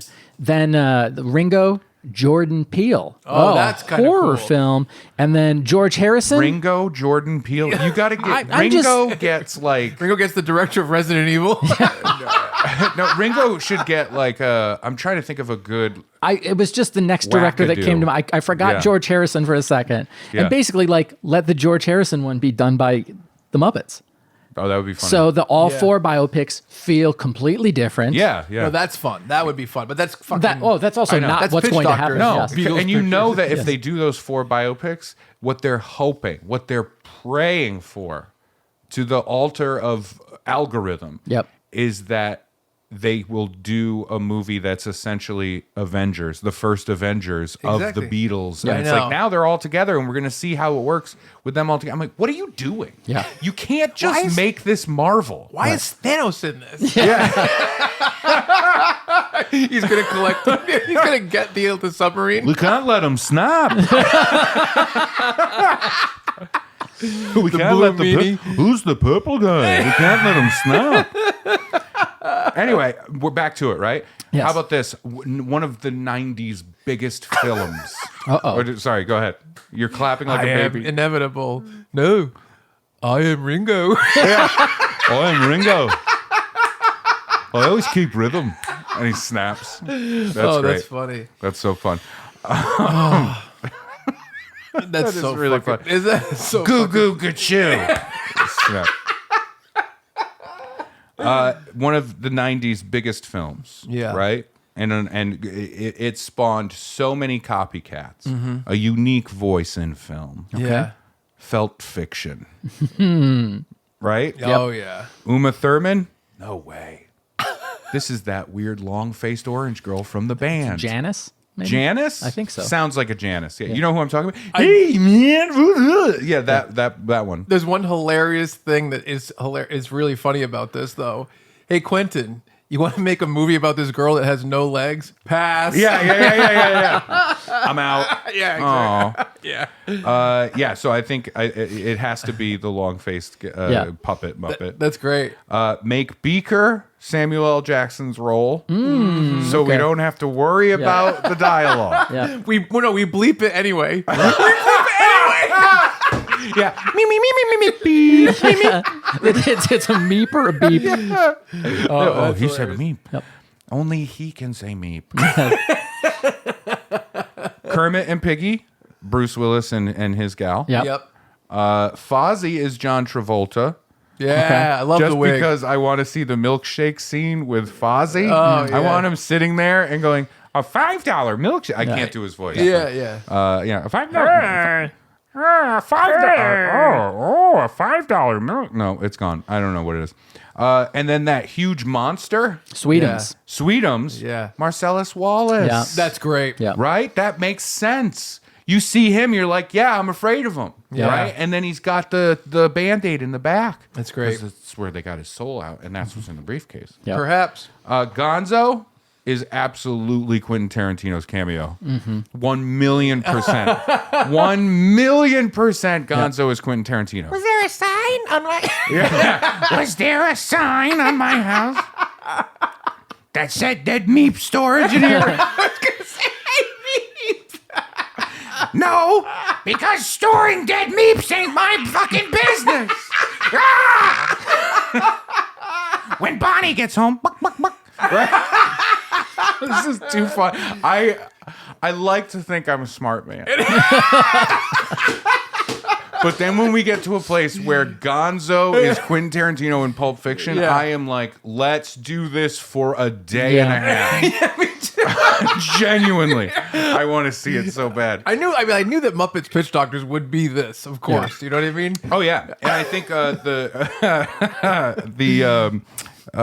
cleaner, Yes. Yep. right? That shows up, Harvey Yep. Keitel. Winston Wolfe. Yep. Yeah, that's got to be. It's got to be the two guys, Statler and Waldorf. Yeah. They have to be the. yeah. Oh, you really fucked this up. You know that kind of stuff. Yeah. Can I like the kids that get shot? You know the Oh, yeah. and I'd love for those to be Sesame Street characters. Maybe Elmo is the one in the back of the car. Yeah. Yeah, that is fun. Yeah, That is that's fun. right. They're younger, Yeah. and or it's like the two-headed monster and Elmo, and like they kill one of the heads, Yeah. and then they kill the other one. That is fun. Yeah. I like that. But who's gonna play the kid in the apartment? I believe that is a young, forgot his name. Yep. Phil Lamar, right? Phil Lamar is the one that gets shot in the car. car. But the one that's in the scene where he's saying, what? Say what again, Yeah. motherfucker? Oh. Or Yeah. me. Yes. Oh God, Frank Whaley. Yeah. I liked him in a couple of things. He was in Swimming with Sharks, which we can't watch anymore. And he was also in a little known, I believe, John Hughes movie, Career Opportunities, that I loved. Yep. He was in that. Yep. And he's like totally a Ferris Bueller stand-in Yep. in that movie. And apparently he's kind of a dick in real life. I don't know, that's what I've heard. We would have to ask a friend of the podcast, fan of the podcast, my producing partner, Lee Leshin. Yeah. He has all the dish. He used to work for the Weinstein Company. And Miramax. Before, because Miramax became he was the the Weinstein plant guy. He was the plant. He had to dress like a fern. It's a whole story. Yeah. We can get into that another time. But we should absolutely have Leon to talk about Yeah. like the Miramax days. That's just crazy. have Leon for sure. Yeah. So that's felt fiction. Yep. I adore that. Kids in the apartment you were talking about. Oh yeah. Fraggles. Fraggle. Oh, that's a that good would one be too. fun. Yeah. I like that. Yeah. What? Say what again? meep. Yeah. Now let's pull in some other people here. All right. We're kind of in one Yeah. circle of the Venn diagram. Yeah. How about a fun story of a young fashion industry upstart working for a nightmare boss? Okay. And it's starring Miss Piggy. Yep. And it's called The Devil Wears Hi-Ya. Boo. I stretched so far into that one. Yeah. I would it have sold it better if I said the devil wears hi-ya? Maybe. Yep. All right. If it was the actual Devil Wears Prada poster and her hi-ya was over it, in front of it, that would work. Yeah. All right. Well, revered as one of the finest in American cinema, the Gon's father. That's Look what they did to my beautiful boy. Chicken. I love the Gon's father. yeah. The Gon's father is pretty fun. Yeah. That's great. You come to me on the day of my daughter's wedding, Right. asking for a favor. Apparently I could do an okay Gonzo. I guess Yeah, I don't know. it's tough. Everybody else I struggle Instead with. of putting an orange in his mouth because his mouth is wider, it's like a giant watermelon wedge. And the joke is he keeps getting larger and larger fruits to fill his mouth with. That's fun. Yeah. The Muppet head of a horse in a bed. Yes. And the horse can still be talking. Yeah. Oh, yeah. Right? Yeah. You think you had a bad. Yeah, I was gonna say the same thing. Yeah. You're freaked out. Now let's get a little more modern. All right, Yeah. please. Okay. What about one of last year's biggest films? Want the story of a man who created the atomic bomb? Yes, of course. Animalheimer. I thought it was going to be Fosenheimer. No, Animalheimer. Yeah. I just love the idea of that insane face Yes. going, "What have I done?" You know what I mean? Like, I have become the destroyer of worlds. You know what I mean? Yeah, That's great. fun. Then real quick, other films on the streaming service, you get things like, Fozzie in Joker. Yes. Oh yeah. That I want that very badly. And then some other titles. Gonzo Girl. Kermit by Your Name. Good. Feltburn. No, I like Okay. it. So Saltburn. Haven't seen it yet. Top Gunzo. Kermit's List. That one's a bummer. That one's a real fucking Yeah. bummer. Yeah. That's a real bummer. It's all Muppets except for that one girl in the dress. Oh no! I don't like that. A Waka to Remember. Yeah, I'm back on board. This is what you guys have done to me. Yeah. I hate these like pun names. Yep. Famously, and That's the rumor. yeah, that is. It's in a couple of papers. It's in the gossip columns. And now this is what I've done, and I'm just like, a list of puns. And then we've got some TV shows, and then I'm done, and I'm gonna leave and just really think about this. Yeah. Sex and the Piggy. It's a 1-to-1. Yeah. You know what I mean? Croaking Bad. Okay. Yeah. The Bear, but it's the Swedish Chef. Not even Fozzie. And this one's horny. Mupphoria. Ooh, yeah. Mupphoria is that's for a certain kind of person. Yeah. And that's my pitch is I like a it. streaming service that through the use of technology that has been cleared somehow, the Screen Actors Guild and the Writers Guild have signed off on this. Yeah, They're we okay with it. Slipped it in 11th hour. And it just muppifies all these films and creates some new content for like Kermit Feld. Like that's Yeah. you're gonna get those tentpole things Yeah. that they make for the service, Right. and then this is all the extra stuff where it's like you can watch that, but it's gonna be the Mups. Yeah. Greenlit right away. I say yes. Yeah, I'm in. Okay. Well, that was actually one of the movies. Greenlit. Yeah. No. Sorry. Green Book. I'm so Yeah. sorry, but it was Kermit. It Right. was about racial tension. Yikes. I like it. So this is the thing I didn't want to interrupt you about. Yeah. There was a very recent Muppet new show on Disney Plus about Dr. Teeth and the Electric Mayhem. Isn't that right? Yes. Probably. Yeah. Isn't that weird? They did a it fell out few of my extra head. Muppet things when Disney Plus came out. Yeah. Well, I think they did a series about Dr. Teeth and the Electric Mayhem, and then they canceled it. Yeah. People were psyched about it and then mad that they canceled it Yeah. or something like Yeah. that. It's really interesting. This is the world we live in now. I think a lot of like the Muppets. It's unfortunate. The Muppets and Looney Tunes both are properties that were absolutely huge, that became like not even pop culture landmarks, but cultural landmarks, right? And now no studio really knows what the hell to do with them. Yeah. I watched a fantastic YouTube kind of video essay thing. There's a really great essayist. Unfortunately, I don't remember his name right now. I apologize. But he really goes through a lot of film stuff and talks about film history a lot. And he had an entire hour plus long presentation on what the hell do we do with the Looney Tunes now? Yeah. Like, what are they? What do they mean to the world? And it is interesting where it's like we're in this post Looney Tunes thing. You know what I mean? I mean, yeah, we talk about this all the time about the idea that like basically if there was an IP that was popular before 15 years ago, it will continue forever now or now. And it is really interesting the further you go back with that stuff where it's like, what do we do with the Looney Tunes? Yeah. You know what I mean? Because the recent thing was the Wile E. Coyote movie that was shelved to save money. Yeah, and the one before that was completely done, which is truly bizarre. Like that, the Wile E. Coyote one, or Acme, I believe is Wile E. Coyote versus Acme. Yeah, that movie does sound like something I want to watch. Oh, absolutely. It sounds like it has like Will a Forte, smarter mentality to it of comedy. Will Forte is his lawyer in the movie, which is like killer. And from all reports, I know it could also be buzzy stuff to try and get it to move. By all reports, it was good. Yeah. But it is an indicator of like this is a good example of a canary in a coal mine of like this industry's fucked. Yeah. Where they can make more money right now just making sure no one ever gets to see this completed film than they can just putting it out in any way, shape, or form. That's crazy. It is. It's fucking crazy.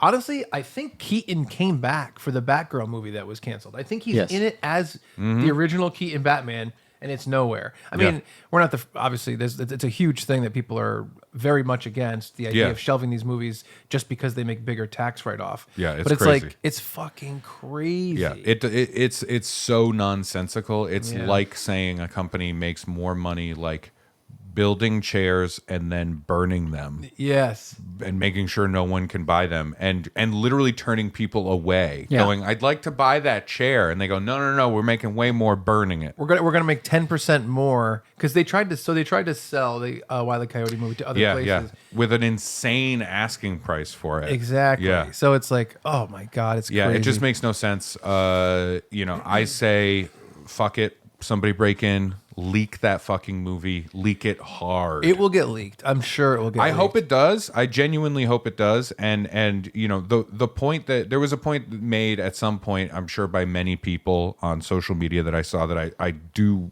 truck with. I like it.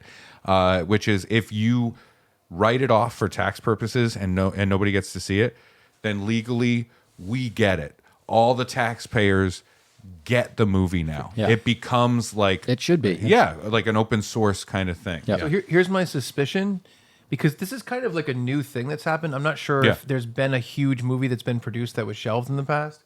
I'm guessing that there's some sort of legal loophole where they're going to be able to write it off right now, and in like 5 years they'll be able to put it somewhere on like a streaming service or something. Maybe. I mean, maybe. You have to imagine. And you know what scares me though is like the whole thing with Wile E. Coyote versus Acme is if anyone is paying attention, any of the studios or any of the marketing PR people are paying attention to what happened. Yeah, it was a perfect blueprint to hype up a movie extremely cheaply. Oh, where you could make a middling shit movie. Something not good. Clifford. I'm gonna throw this out there to keep it in the same wheelhouse as Wile E. Coyote.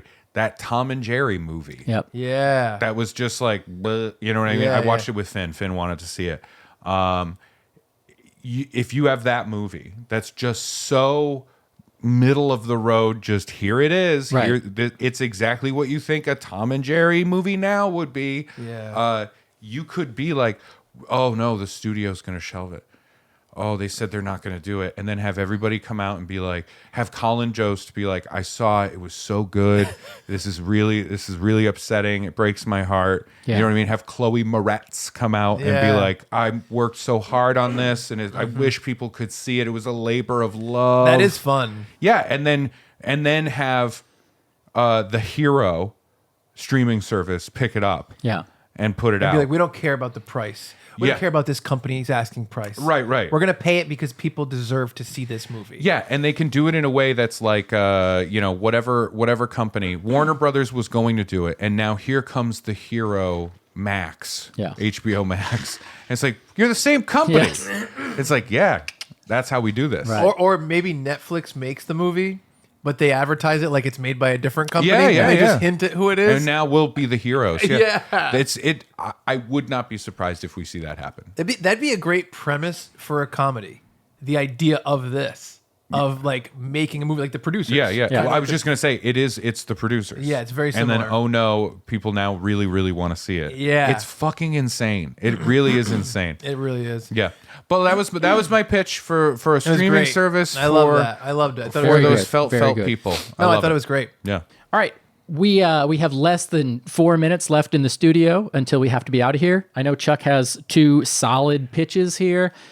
We're going to record again on Sunday, so when we cut to Chuck's pitches, we're going to be wearing different clothes. We don't want any of our viewers... Different clothes and fresh attitudes, I think, right? No, mine's going to be... Well, because mine's going to be fresh, like...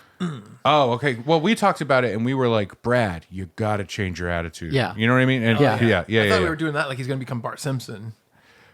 I think he would die.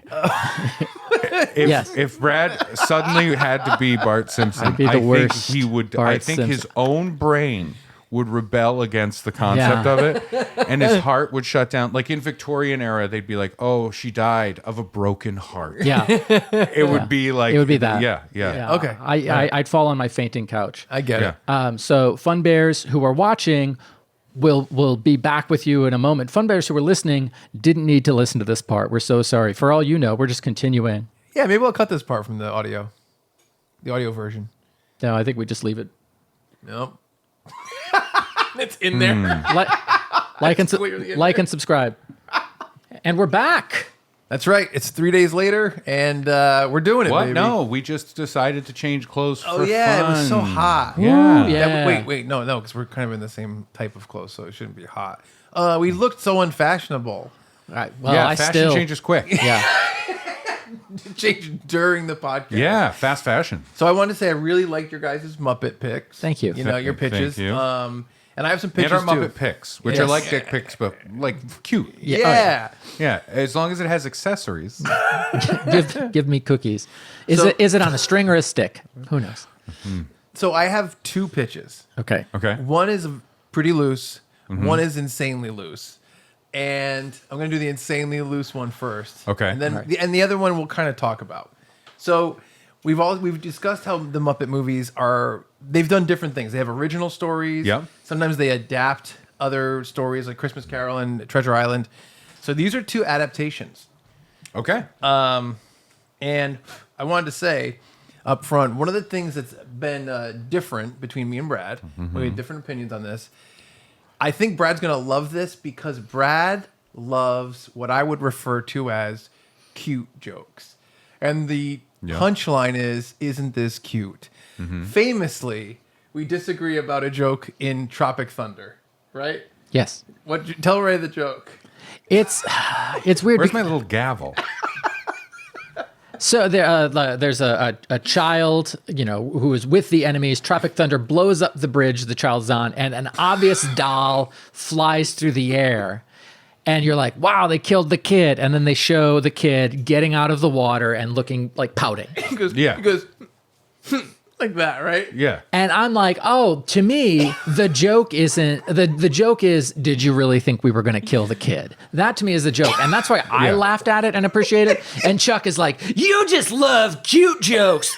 He hit you. Oh, yeah. He struck you. If you bring up a movie opinion that Chuck might disagree with, you're going to get hit. We were in this True. movie That theater. is true. And he was laughing like Robert De Niro in Cape Fear. He was laughing so hard at that cute joke. I know you love that kid. I In do. the theater, usually I see him doing that on a like a wall in a backyard somewhere. Yeah. So here's my first one. It's Wait, so you do not like the joke? I think that cute jokes to me sometimes feel like come on, like if we were writing something and we wrote a cute joke into it, I'd be like, we can lose this. Like, it doesn't have a lot of value. I don't even see that as a cute joke. I see that as a fun joke of like the kid is on there, and then we're gonna blow it up and show a doll flying through the air, and then like the release of the comedy there is the kid pouting because it's so ridiculous. I will say this, you know, Tropic Thunder I think came out in 2008, and we watched it probably around that time. Yeah. So it is tough for me to remember exactly how it was framed and how long they stayed on it. But what I remember was that it was treated like a punchline. Yes. There is it's not quite a trope, but there is a recurring joke thing of having a child in a comedy movie that gets absolutely like kicked around with pretty violent things, right? Not gory or anything like that, but like a thing that would, like, obviously they'd be dead, right? Yeah. And then the kid is fine, like sits up and goes, ugh, and it's totally fine. There's a movie called I appreciate that more because I feel like this wasn't so much about the action of violence. It was way more about the kid being like okay, we didn't kill the kid. Cute. You know? Oh, all right. Well, we look at children differently. I see that different. I see the pout more as like, it's funny that they're just pouting like you knocked over their sandcastle when they were just exploded through the air. It's funny because but it's just hard for me to place it in my head exactly how it played out. You know what I mean? There's a movie from the 90s. Yeah. Alex Winter starred in, and I believe he wrote it. Yeah. Called Freaked. And I tried to start watching it with Finn, and he was just detached from it. Yep. I have a vague memory of seeing it when I was younger, so I want to rewatch it. And there are a couple of scenes up front early on that are really, really funny that involve a kid. And Alex Winter's supposed to be this big celebrity guy, and he's with his buddy. Yeah. And like they're on a plane, and the introduction to the kid is they open one of the overhead bins, and the kid is in there. And they're like, oh, no, not Billy whatever, right? Right. And he's just like a super fan of Alex Winter. He's got glasses. He's got red hair that's silly. Oh, shit. Not Brad. You get what I'm saying? Red hair, glasses. Oh, yeah. I get Never it. mind. Both of you look lost. I was lost. Okay, yes. sorry. But now you're found. Yes. But no, so it's very funny. Like he's just like it's comical. The kid clearly looks like a comic strip kid, right? Yeah. And then the amount of violence that is put upon that kid. Yeah. Like he gets thrown around, he gets knocked around. At one point he runs through a glass door and it shatters, and then he just sits up like, ugh, and it was clearly like a little person. Yeah. They end up opening the airplane door and he goes flying out of the airplane. Yeah. And then it cuts to like a farm, and it's a guy in the foreground, and you see a big pile of hay in the background, and then you hear Yeah. and the kid lands on the bare ground right next to the big pile of hay. Yeah. That's a cartoon. See, I like exactly. that. That's fun. That's Yeah. Looney Tunes, Yeah. right? Yes. It's a fun one. That's like Sideshow Bob. Yeah, but I would argue less funny were it not precocious scamp. Yeah. You know what I mean? If it was just like a person, less like an adult, less funny. Yeah. Precocious scamp kid, funny. Yeah, it's interesting. It's a fun thing to figure out. I'd have to watch the Tropic Thunder scene again. But I do feel like some of the Muppet stuff ends up being like cute humor. Sure. Yeah. And so I think I'm bringing that. I agree with. Yeah, absolutely. I think I'm bringing a lot of cute humor to this first pitch. All right. Let's hear it. This is the Muppet This is 7. 7. That's what it is. Zing. You ready? Yep. Are you for real? It's Muppet 7. Are you for real? It is. Are you fucking with me? No, not at all. How did I? All right. Okay, so this takes place on a version of Sesame Street where it's constantly raining. Okay. Because in 7 it's constantly raining. Okay. Now, there's two main characters. There's a young cop and an older cop. Yes. As in the movie 7. The young cop in this movie, played by Robin the Frog, which is Kermit's nephew. Makes sense. Yeah. Because he's young. Yep. We never see Kermit's sibling. I know. I put Kermit's son, and then Brad told me it was his nephew. Yeah, it's his nephew, but we don't. Yeah. Brother, sister. I Where don't are know. they? I don't know. Why is he taking care of this child? Does he just say, like, this is my nephew, and that's 100% of the That's it. explanation? And he just lives with them? There's something going on in that family. I don't think he does live with them. I think he's like around once in a while. He's around once in a while. Oh, okay. But they're like letting him stay with Something the uncle bad that runs a happened. failing like entertainment show of some kind. Yeah. Usually. But it's been failing for like a million years. Yeah, yeah. How failing could it be? But it's with like ridiculous things. True. But this one, so anyway, this one is extremely loose. But Yeah. Here's some loose ideas. So Robin the Frog is Brad Pitt's character. Yep. Young, new to the force, happy. The old cop, played by Waldorf. Okay. He's Okay. 1 week from retirement, and he constantly talks about his old partner. Okay. That Here's makes sense. here's a quote from Oh, the good. beginning from Robin. So what happened to your old partner? He bought the farm. Waldorf. Do the voices. He came this close, but he couldn't get a loan. That's a Muppet joke. yeah, exactly. So we never find out who the partner was. All right. So Who could it be? so first kill, and again, this is loose, so that's why I'm going through it quick. Gluttony. Who do you think it is? We're on Sesame Street. Sesame Street? Oh, all right. Is it a certain blue monster? It's the Cookie Monster. Yeah. Okay, and I don't have exactly the ways they died. I just have the people because this is like we're figuring it out. This is the bones of a script. Yep. And after they find the Cookie Monster, Robin. So what happened to your old partner? Did he kick the bucket? Waldorf. He was about to, but he didn't want to stub his toe. Yep. That one's not as good. Nope.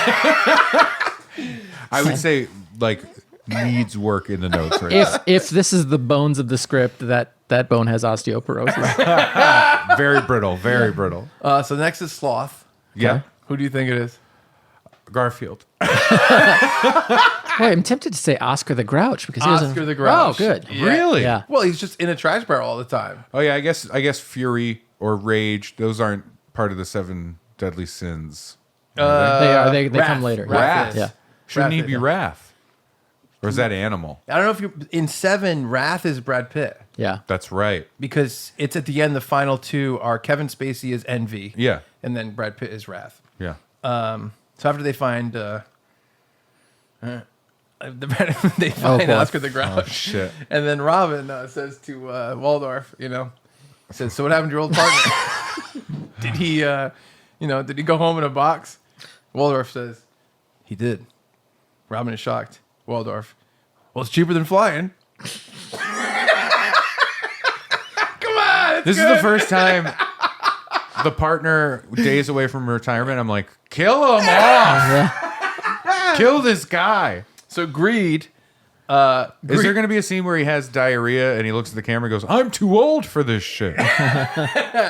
Greed. The one I came up with for Greed is the two-headed monster. Just because he has two heads instead of one. It's hard to think of Greed in Sesame Street. What would be Greed on? Yeah, who's greedy on Sesame Street? It's tough because everyone's so young and innocent. I mean, Yeah. the count? Just he wants a lot of things to count? That's tough. It is That's tough. Ooh, now I want to see the Count as Kevin Spacey. Uh-oh. All right, Robin, after they find the two-headed monster. So what happened to your old partner? Did he meet his maker? Waldorf. Jim Henson? Yeah, That's not bad. No, that's a good like throwaway that happens like as a walk and talk is Yeah. going on. Yeah. By the way, I'm sorry that I keep making jokes and then and then revealing things. And I'm sorry that you're seeing how close our comedic brains are. Yeah, Lust. Bert it's Chuck. It's Bert and Ernie, and I don't want to say why. That's good. That's good. What an oddly shaped 69. And after they find Bert and Ernie, Robin. So what happened to your old partner? Is he sleeping with the fishes? Waldorf. He almost did, but he kept floating to the top of the water. Yeah, he's gonna love everyone. What kills me is that, like, Chuck wrote these jokes. For Brad. No. Yeah. Is it writing the joke or is it more like seeing something on the ground everybody walked past and then going ooh and then picking it up? Next victim is Pride. Yeah. And it's Miss Piggy. It's gotta be. So full of pride, she's butting into Sesame Street's movie. Yep. Robin. I like how you're not describing like the scenario. Well, in which it's kind they die, of 'cause like it's gruesome. Yeah, but you're more interested in like, but what? What about the partner? What other euphemism about death can I? Ready? Yep. So what happened to your old partner? Did he cash in his chips? Waldorf. That's right. He's dead. Okay. All right. Yeah. All right. So at the Little end, anti-comedy there. Yeah. yes. At the end, killer is revealed to be the Count. Wow. It makes sense. It does make Yes, sense. it does. Yeah. Yep. One victim. So they go through the whole ending. Yeah. They get the box, and it's not his wife's Robin's head. It's just one dead tadpole because it's the death of Brad Pitt's son. Yep. So the Count is Kevin Spacey, Robin is Brad Pitt, and he's the final, obviously, wrath. And it ends with Waldorf's voiceover, just like Seven does with Morgan Freeman's voiceover. It's too bad it's not Kermit though, because I want to hear in Kermit's voice, "What's in the box?" You know, Good, yeah, yes. And Waldorf says, Ernest Hemingway once wrote, "The world is a fine place, worth fighting for." I guess he never saw this movie. And then we hear Statler laugh from beyond the grave. So that's my little very, very loose like Seven idea. Yeah. Which I think the idea of coming up with Muppets for the sins is fun. Yeah. I think throwing half of Waldorf and Statler somewhere is fun, and alluding to an off-screen whatever. But that one was more like, oh, this is a little concept. I'll throw that out there, and then I have my actual idea. That is fun though. It made me start thinking about characters on Sesame Street, right? Mm-hmm. Because I was trying to think of like Rage. Or Wrath. Yes. And I almost said Grover, but that's not accurate. And then it made me remember a character, and I want to see this particular Sesame Street Muppet in some kind of serious thing. The put upon blue Muppet guy. Older guy, usually in a thing like a sketch with Grover. Like it would be Grover's the waiter. This guy just wants to have his meal. Yeah. He's the customer. There's a fly in my soup or something like that. Yeah. Do you know who I'm talking about? Yeah. You remember this? It's funny because I looked up like a cast list of Sesame Street. I don't remember this character. Yeah, Does he look like Grover or no? No, he's like he's shorter, he's rounder, and he's got some kind of gray hair, or as if maybe he's balding. Maybe I do. Like on the And side. horseshoe, Does he have glasses? Yes, Yeah. and he's always like, Yeah, maybe. you know, that kind of, ooh. It's Brad, you're Grover. It's funny because I was looking at all the Muppet characters and I'm like, they don't really have a lot of flaws. Like they're all silly. That's kind of their flaw. And Bert is kind of anal. Ernie kind of likes mischief. And that's really it. Like Oscar the Grouch. Oscar's grouchy. And that's it. But Big Bird doesn't have any flaws. Snuffleupagus. Elmo is just like childish because he's a child. Grover's like kind of silly. Yeah. There's not a lot of flaws in Sesame Would Street. you count Big Bird because he lives in a big nest outside? Yeah. Birds do live in nests outside. True. Yes. But because he's anthropomorphic and speaks and talks and has thoughts and feelings, would you consider, because Oscar the Grouch, it definitely is, but would you consider Big Bird as unhoused?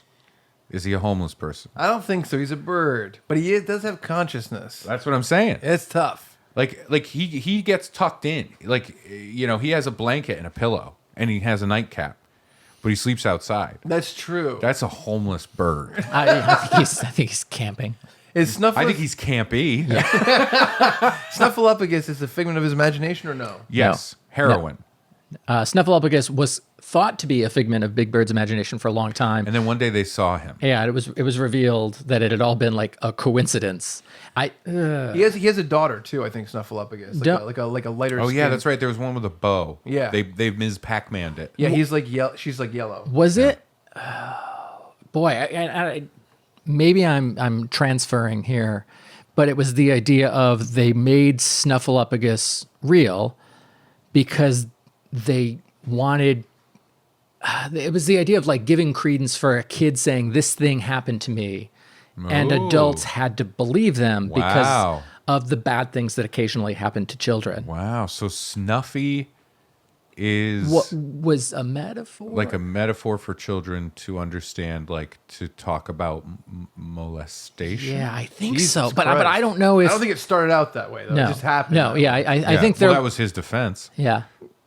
I think they were like, hey, like we have a childlike character talking about this thing that nobody really believes. Yeah. And that's not great for kids who are going through trauma. Yeah. So we're going to make it so that people believe Big Bird and apologize for doubting Big Bird, I think. Isn't it insane? There was a children's television show that actually had child psychologists developing the content for it. It's pretty which insane. is true. Yeah.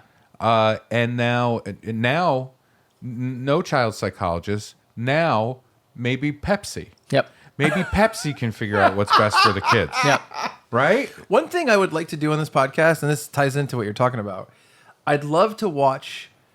We haven't done a lot of this, so it's something we'd have to talk about. There's a couple things I'd really like to do that are kind of outside the format with like watching stuff. And one of them is there's this thing I used to love. It was a tape that was free to rent from my local video store called the Video Zone. And it was called Cartoon All-Stars to the Rescue. Do you know about this? Oh, yeah. Is this the gun one? It's an anti-drug PSA thing. Okay. Yeah. But it's like Garfield, the Ninja Turtles, like Bugs Bunny. This was the inciting incident for you. This was the first is what gave IP you your mashup. Kink. It gave you your kink. Exactly. And I don't want drugs. Who becomes my confidant? This guy. He doesn't want drugs. I'm basically a cartoon. Your friend and your confidant. Yeah. Dare Couple of Golden personified. Girls. Yeah. A couple of Golden Girls over here. I'm Blanche. Yes. But I would love... Wait, is she the slutty one? I think she's the slut, yeah. Yeah, I think Yeah, so. I'm Blanche. I'm Estelle. But I The would... mom. Yeah. I would love to watch... No, you're definitely B. Arthur. I should be Arthur So Lucky. Oh, Jesus. I'm sorry, I was influenced by Chuck's jokes. Waldorf. Oh, you're definitely. Oh no, what's her name? Miss White. Rose. Betty White Played Rose? Rose. Yeah. Oh, yeah, for Yeah, sure. you're I'm a 100% Rose. Yeah. Yeah, because Rose would be like, you know, Fun one, the one everyone just wants to see I and think check a out. lot of the jokes were about Rose being like very naive to the world. Yeah. yeah. For the listeners, big nod from Chuck. Big I nod. never wished I only had one tooth so much. That's bad. All right. What does Pepsi say the kids are struggling with these days? All right. So Not enough Pepsin. I'm going to... By the way, fun fact about Pepsi, original name, Brad's drink. Nuh-uh. Wow. Is that true? That is absolutely true. No, you just want it to be that. All right. I thought Brad's drink was there's so many options to go with here. I know. With thick water. Skim Yoo-hoo. I do Yoo-hoo less fun? I do love a good 5-year-old. chocolate skim milk. Oh man. Oh, that's what I was gonna say a moment ago. Like Sesame Street and like just like how genuinely purely good the intentions were in For creating it and running it. Like I will say right now, I firmly believe this.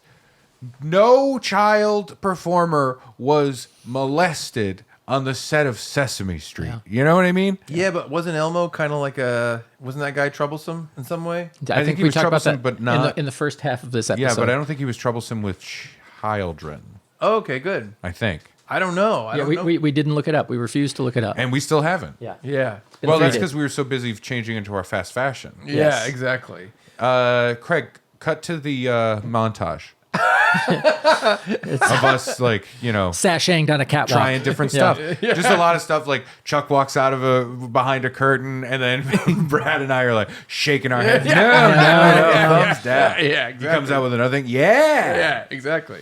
You know, just watch Dumb and Dumber. It's in there. So this is my main idea, and I'm gonna have to bury the lead a little bit. Okay. Because I think that's gonna make it fun. Okay. Okay. So this movie, Gonzo and Rizzo are narrating it just like Muppet Christmas Carol. This is not a script. This is just a summary. So we're not really doing dialogue. It's just kind of what's happening. Right. Ironically, Rizzo, he's got the Riz. Oh yeah, Rizzo's cool. Yeah. So it's Valentine's Day. Okay. Kermit the Frog is sad. He wakes up in bed. He has 5 o'clock shadow, even though he's a frog. Ray Romano. Yes. We get a montage of his sad day. He's clearly going through something. Eventually, he has an inner monologue, and we realize he's broken up with Miss Piggy. He's despondent. He can't live with himself. I would be delighted to have her in my rear. He hates Miss Piggy. He fucking hates Miss Piggy. I don't understand. She's toxic. Yeah. Ironic, though. Because you're in a lifelong relationship with a Miss Piggy. I'm not a Miss Piggy. No Piggy. You Piggy. All right. Hiya. Mr. Nunchucks. Fozzie's been trying to help him through it. Yeah. But after one too many comments from Kermit about taking his own life, Fozzie finally speaks up. Fozzie. Oh my God. You know, it's been tough seeing you like this. She's been gone a year. I'm not going to be able to fucking live with myself if you do something stupid. Waka waka. Kermit, I can't live like this. Fozzie, I didn't want to bring this up, but I'm getting nervous for you. This might be the only thing that can help. Gonzo. Oh, no. Who is the narrator? It just clicked with me where this is going. Gonzo. Who is the narrator? He's talking to the audience. Kermit was intrigued. Fozzie reveals to him something that Kermit can barely believe. Fozzie tells Kermit there's a new procedure where a company can medically go into your brain and get rid of painful memories. Brad, do the blue puppet sigh, please. Not only is it a possibility to save Kermit from this despair, but Fozzie informs Kermit that Miss Piggy has already had this procedure done. Mm-hmm. Rizzo. Oh, wow. That's some high concept stuff. How are we going to show that? Gonzo. That's some high concept stuff. How are we going to show that? Yeah, it's Yeah. That's a tough voice. Because is it Brooklyn-y? Is it kind of like, Gonzo. It's very much like, I'm walking in. Yeah, Hey, watch exactly. out. Whoa. So how are we going Except to show not that? Irish. Gonzo. We'll show Kermit go to the company, then we'll show him reliving his memories of himself and Miss Piggy as they're being destroyed. Rizzo. What are we going to do? Just show old clips from previous Muppet movies? Gonzo. Yep. Rizzo. That doesn't sound too original. We're barely making a new movie then. We're just jumping around to old scenes. That's not a story. What's this thing called? Gonzo. Eternal Sunshine of the Plotless Mind. Rizzo groans. So just like Christmas Carol, we tell the same story as Eternal Sunshine, but with a Muppet comedy twist. So Kermit will go for the procedure and start regretting it while they do it, just like Jim Carrey's character Joel. And then we see scenes from a new perspective of all old Muppet movies, Right. with Kermit and Piggy being together. So the scenes I wrote down that we'll see is from the Muppet movie, the original one, 1979. We see Kermit meeting Miss Piggy at a county fair and first falling in love. Great Muppet Caper. We see Kermit coming to see Miss Piggy in jail after she's framed for stealing the necklace. Muppets Take Manhattan. Kermit has amnesia and working at a diner. Miss Piggy karate chops him, and then they get married on stage of their play, Manhattan Melodies. What about the famous bicycle ride? Yeah, that should be good too. And obviously, like this is like all the scenes are crumbling around. Yeah, and everything, just like Eternal Sunshine. That bicycle riding scene, Kinda just to be fucked me up. serious, Yeah. it's to this day, 2024. Yeah. Genuinely, you look at that scene where, I was watching a video essay thing about like the rise and fall of Muppets, which was really, really great. Yeah. Highly recommend. I got to remember the guy's name because I brought him up, I think, in the previous part of this episode. Yeah. Before the dress rehearsal change. He pointed out that scene, the bicycle ride, because at that point, No legs. We had never seen something like this on screen, and then suddenly you have Kermit the Frog with his legs and the bike going down the sidewalk, steering, turning. Yep. It's all happening, and then suddenly there's other ones that come in, and it genuinely is like I saw the scene, and it's like I don't know how they did this. Yeah. Yeah, I was just going to ask. how Do you on know how earth? they did it or no? Because I don't know. I don't know how they did it, but it's incredible, and I feel like I look at that as like, oh, this is what used to have to like happen. Yeah, exactly. Because necessity is the mother of invention. I agree 100%. And now that CGI is just like, we'll do it in CGI. It'll be fine.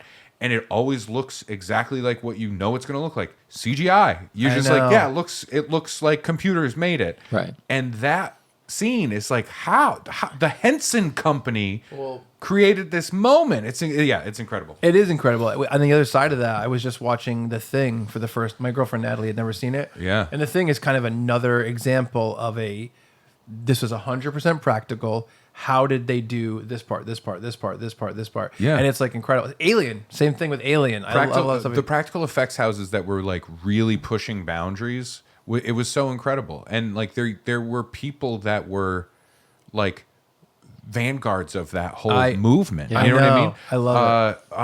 I'm Stan Winston? No, not Stan Winston. I'm struggling. Gremlins. Gizmo. No, It's the Walking, not Walking Dead. Sorry, Stripe. Evil Dead? no, Night of the Living Dead. Dawn of the Dead. Does he have like a mustache and a thing? Yeah, he's got like a goatee-ish kind of Yeah, vibe. and they name stuff after him. Yes. Robert or... why am I drawing a blank on? I know who he is. He's in the fucking movie. Yeah, he is. And it's driving me insane. Steve Fangoria. No, he became a director. Like I love him. I believe he did practical effects for the original Friday the 13th.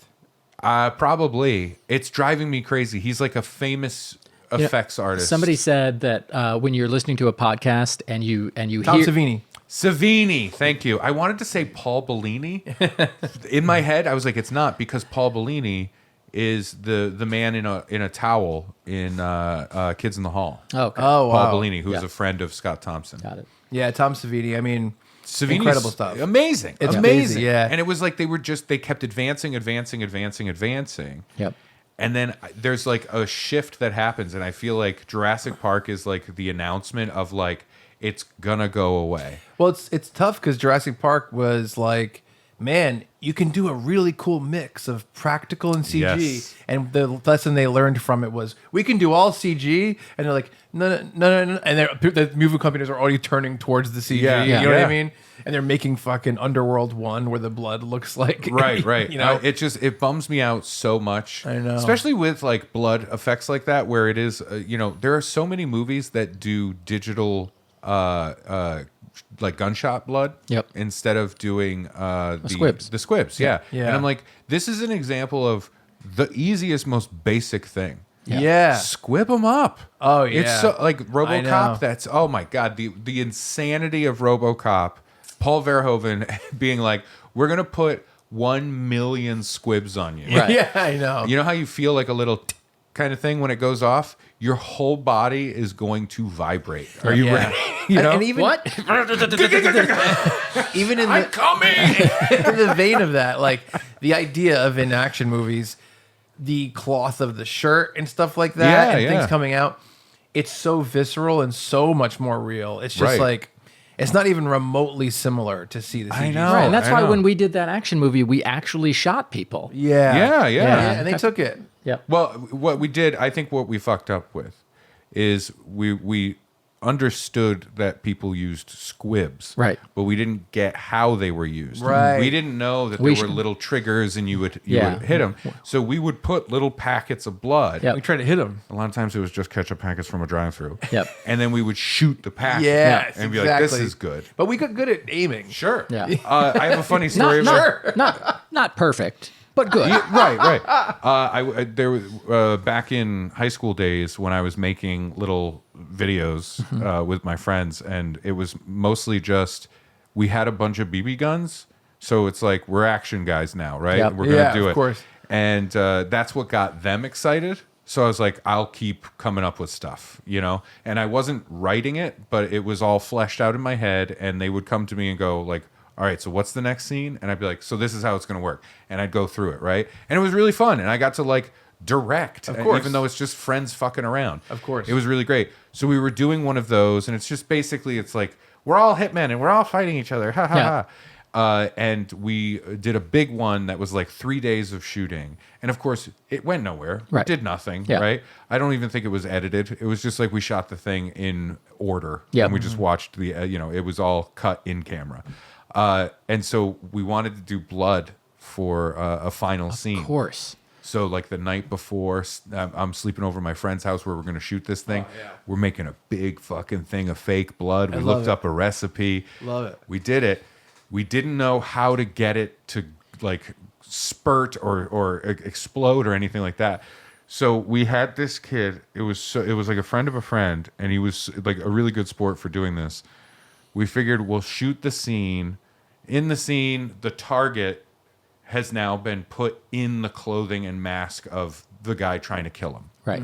And gets sent out of a garage. And then we all light him up. Yep. Thinking it's the bad guy. Right? Basic shit. Yep.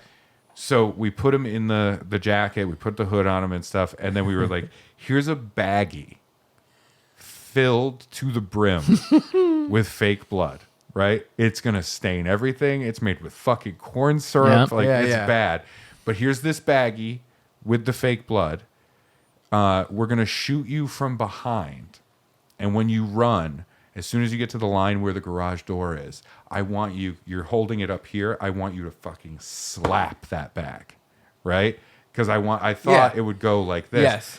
In the shot, he runs out, slap. You just see a comical amount of fake blood go over his shoulder and just on his face and then right behind him. Right? Like, it looks so fake. It looks so bad. And we ruined him. He was covered in sticky blood. It's all over the garage. And then we're cleaning it. We're doing that stuff. And we're like, but we got to get the great shot of him being dead on the ground when we lift the mask and we reveal it was him. It was the guy we were supposed to protect. Yes, right? yes. So we have him lay on the ground. It is like January. It's freezing cold. Get on this pavement, right? He gets on the pavement. He's already, the shit's freezing on his shirt. Yep. We put more fake blood on him, and then we put like strips of raw chicken and shit like that on where the wound would be. It's flesh. Yeah, it's all like, it's just, it's goo. And it's so fun. I have like a distinct memory of the shot because we watched it back and we're all having fun. We're just happy seeing this silly thing, right? Yeah. And the shot of him laying there supposed to be dead. He's just shivering the whole time. And you see like the chicken jiggling and stuff. It was great. I'm so sorry. Do you still have it?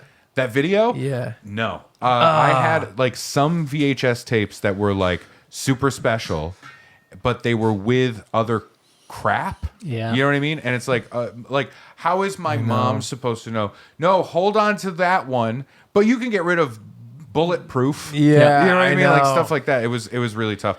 But that was a very special memory. But I miss squibs. I miss physical, practical stuff. Yep. So that scene is great. This all started because Kermit wrote a exactly. That should definitely be included. Yeah. I completely agree about the practical effects. I think about it constantly. And man, wouldn't it be fun to do an episode of the podcast where we talk about more early like filmmaking or project stuff? Sure. I mean, if I still had any of those things. Well, you showed me the Terminator one.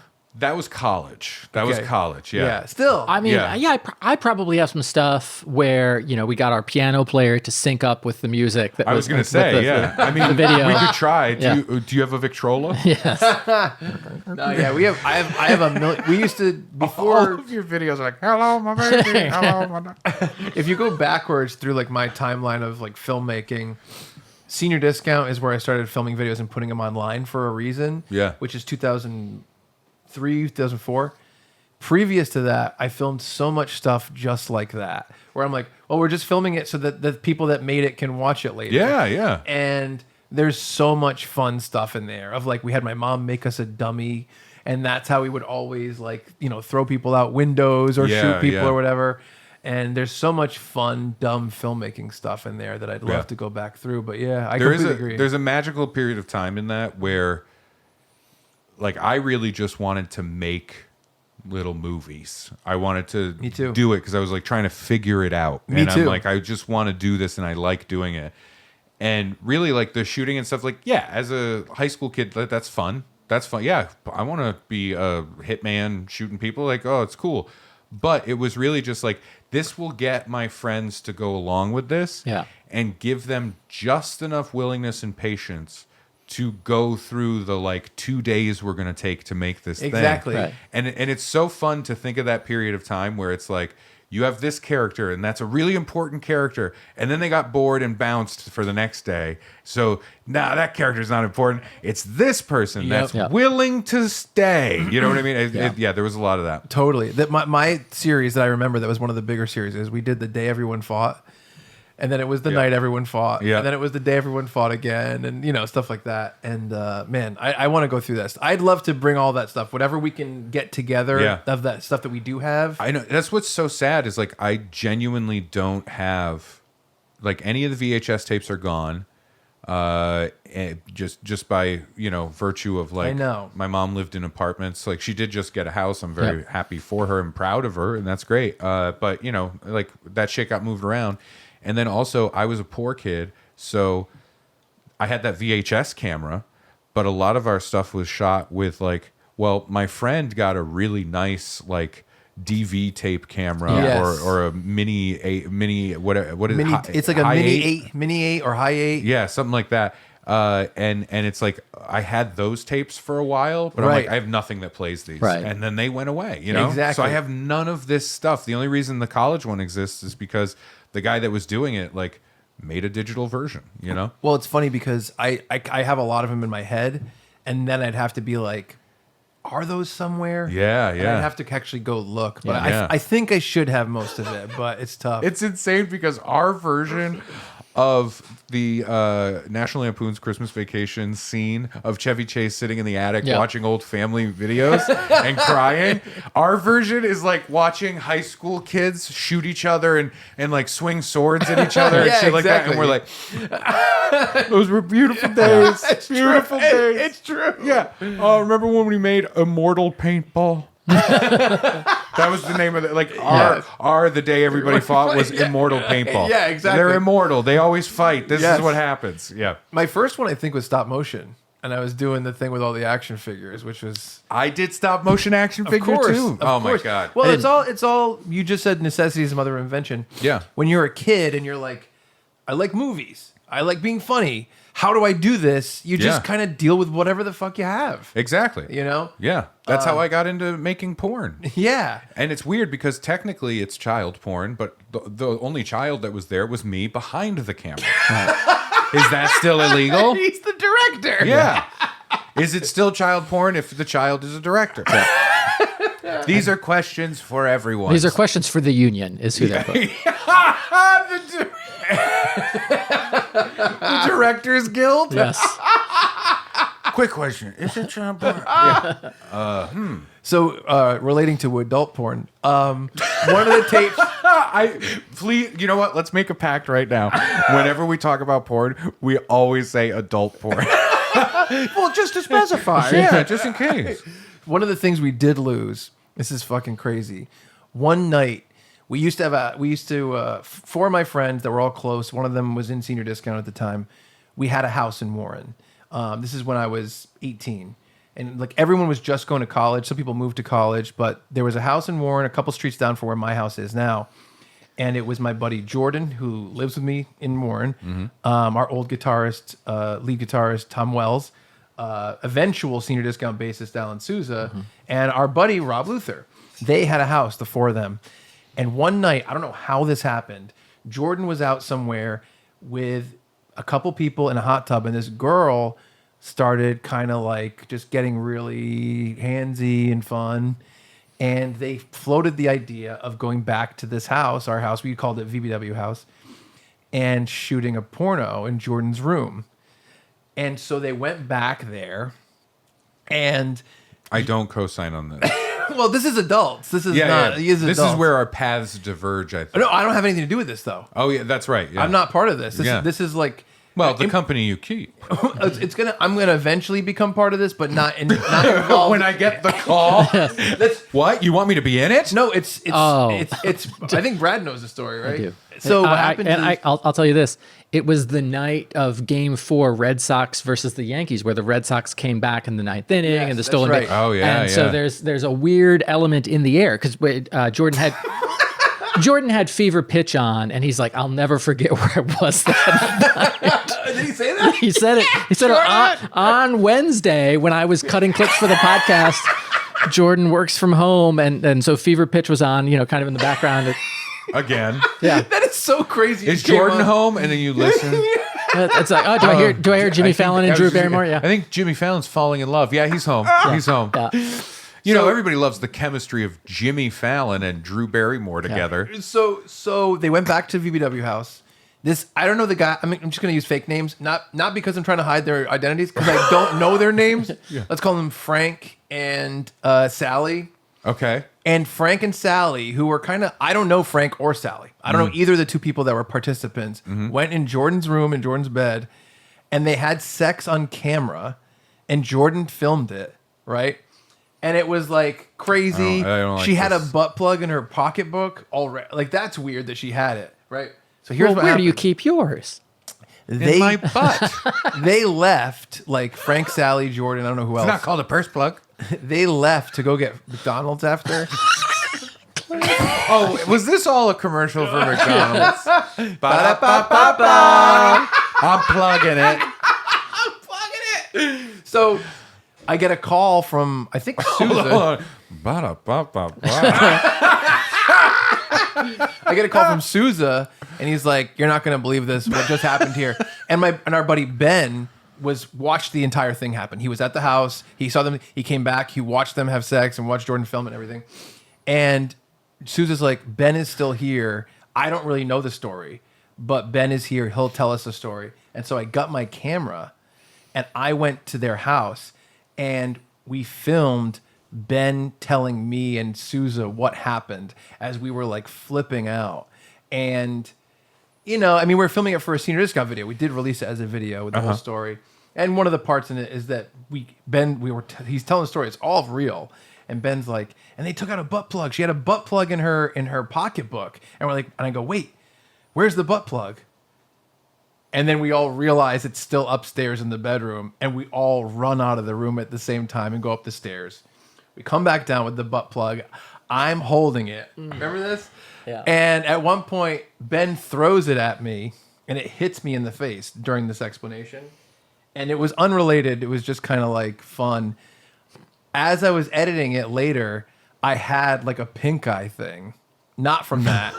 And it cuts from me telling the story after he throws the thing to me editing it with the pink eye thing, which is very fun. Yes. But This story, like we were having fun sharing some kind of like, you know, fun stories. Yours turned toward like, yours took a turn towards. I'm not part of it. I have nothing to do with this thing. You fucking interviewed the guy. Well, he wasn't part of it. He was there. He watched. He watched. I watched it. He was a part of it. Yes. So Yeah. I did get a butt plug in the eye. Yeah. It's not called an eye plug. But Oh. but yeah, it was very fun, Oh, very boy. funny. But it was Yeah. like that was like because you talked about the idea of like And that was all practical effects. that was the moral. No, you talked about the idea of losing the tapes. Yeah, yeah. And that's one of the only tapes that we do not have is the actual porn filmed in the I room. am thrilled that is not there. Yeah.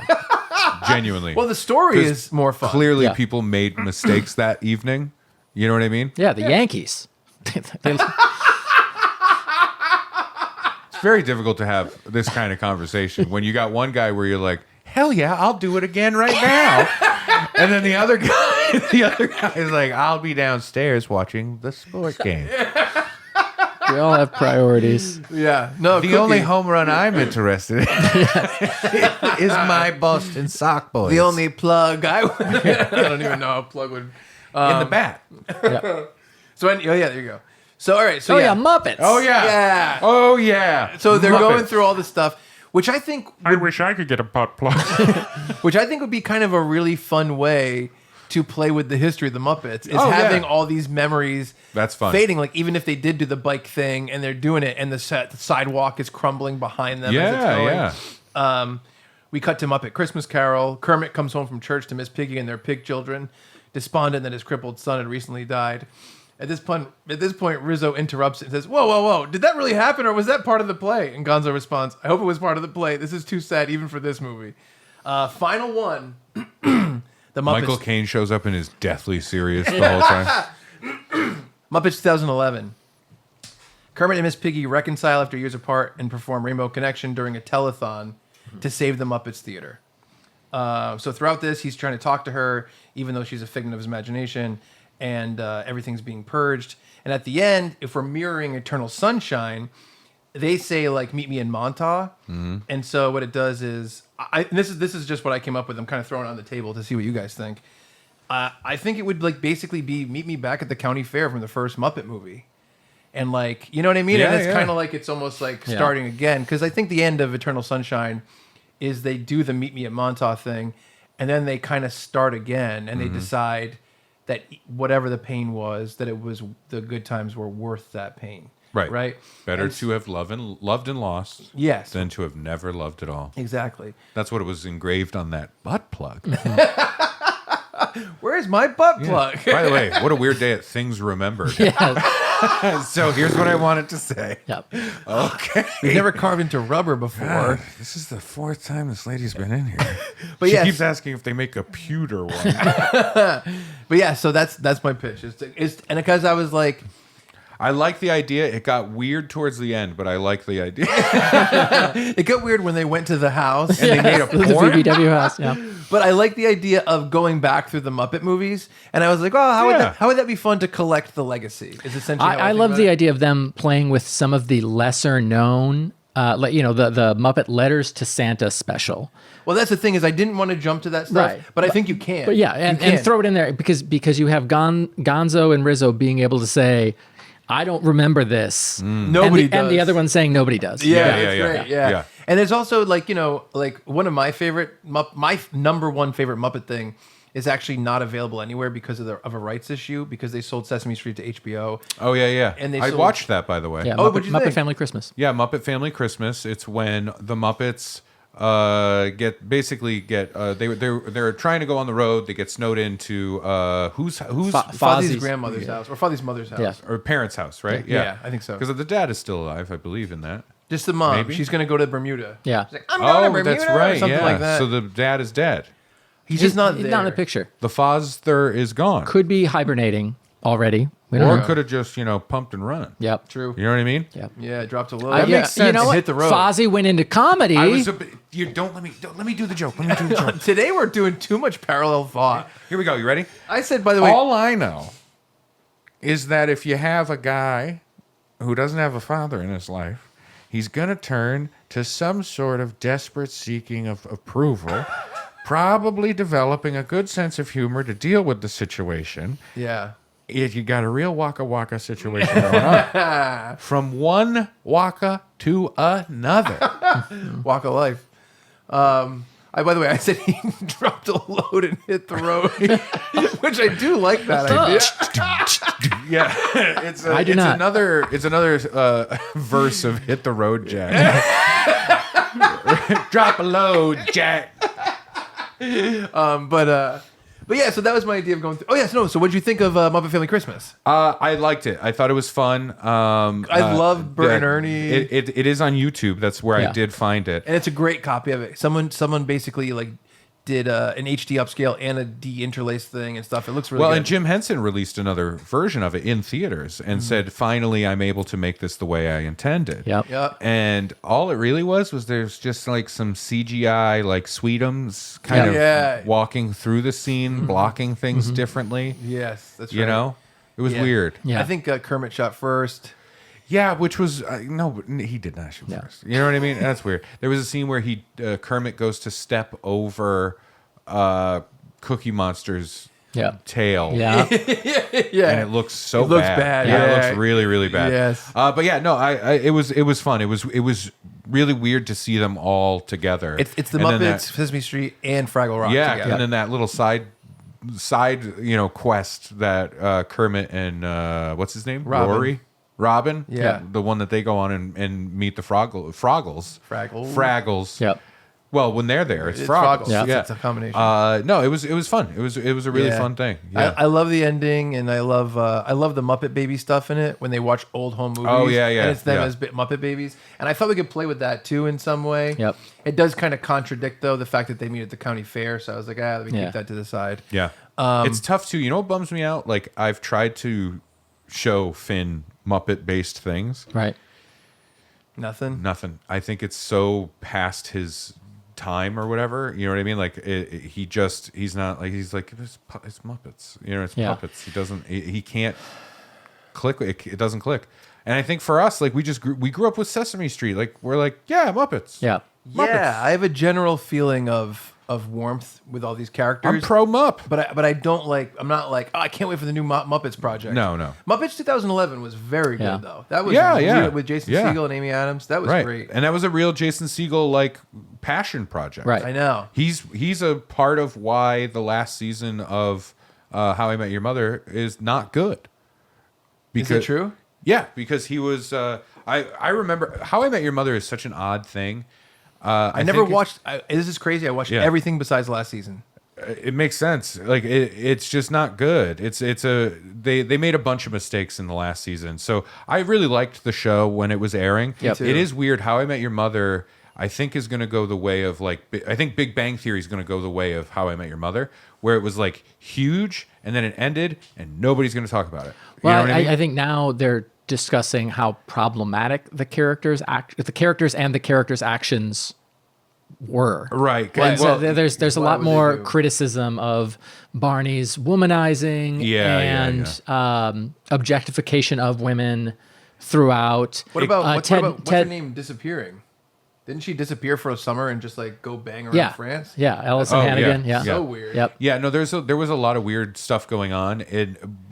So the final season, one of the issues that they had was one of the problems was they decided to make the final entire season be like 2 days or 3 days. Yeah. Oh wow. At wedding? the wedding, yeah, Barney and Robin's wedding. Yeah, their wedding. Wow. Which is like that's so long. A whole season for 1 or 2 days is too much. That is a lot. And a part of it was Jason Segel at the time when he started doing How I Met Your Mother was not huge, right?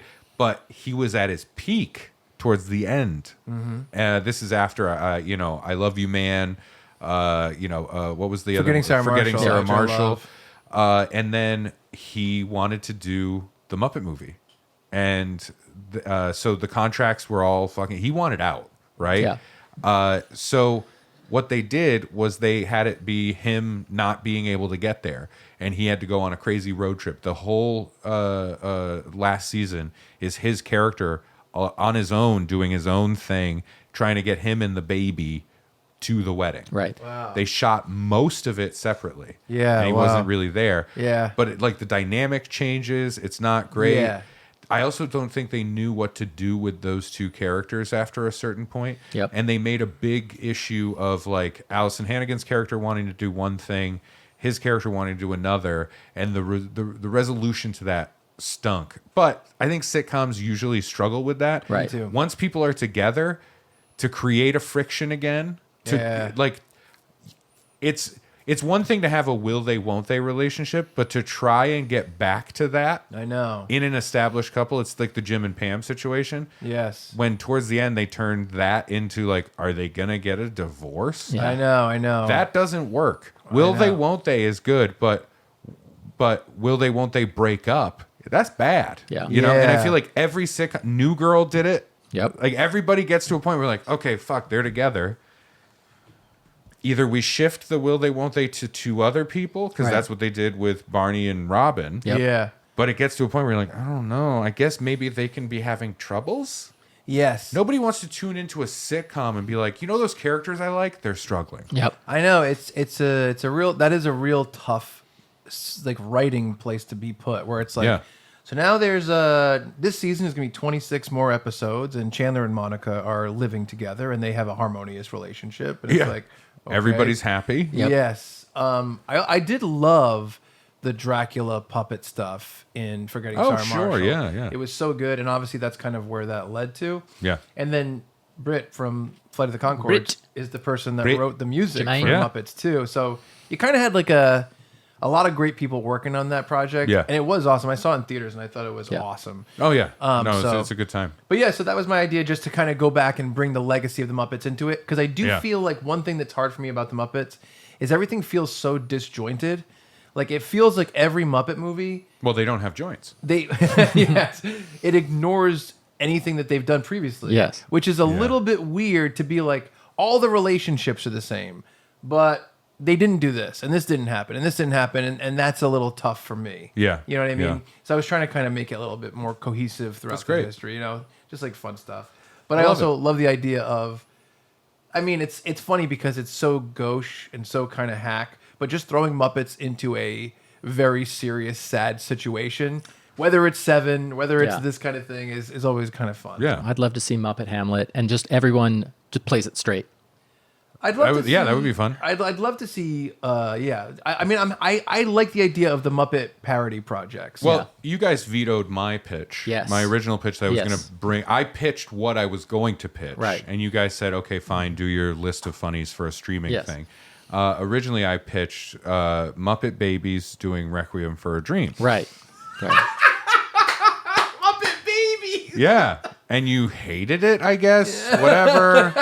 I hated it, and Chuck was like too excited about it.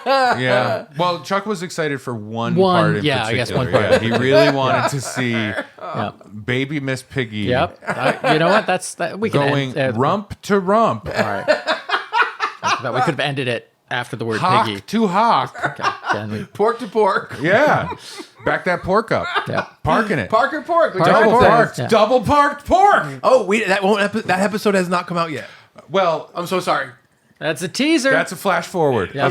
Flash forward. A famous call forward. Hoff's Drawler Funeral Home here. It's a second listen Funbearable thing. Yeah. When you get to the entire This is some of the coding we put in there. We add in these little things, and people have talked about it. I've seen some comments of like, even on a second listen through, which, by the way, listener viewers, we really appreciate that. I know it's very few and far between for me to love a podcast so much. I will re-listen through it. Yeah. And it's been maybe a couple, right? Yeah. Big Grande. Yep. Yes. That was a big one for me.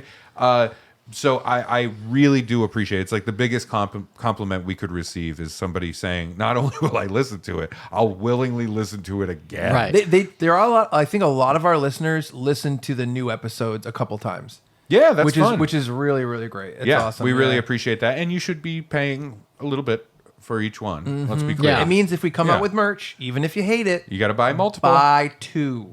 Those little gavel keychains. I'm down I think for that's in this. another episode That's too. another flash forward. Another flash forward. I'm down for that though. The gavel keychains? The Funbearable? I'm like genuinely tickled. Yeah, me too.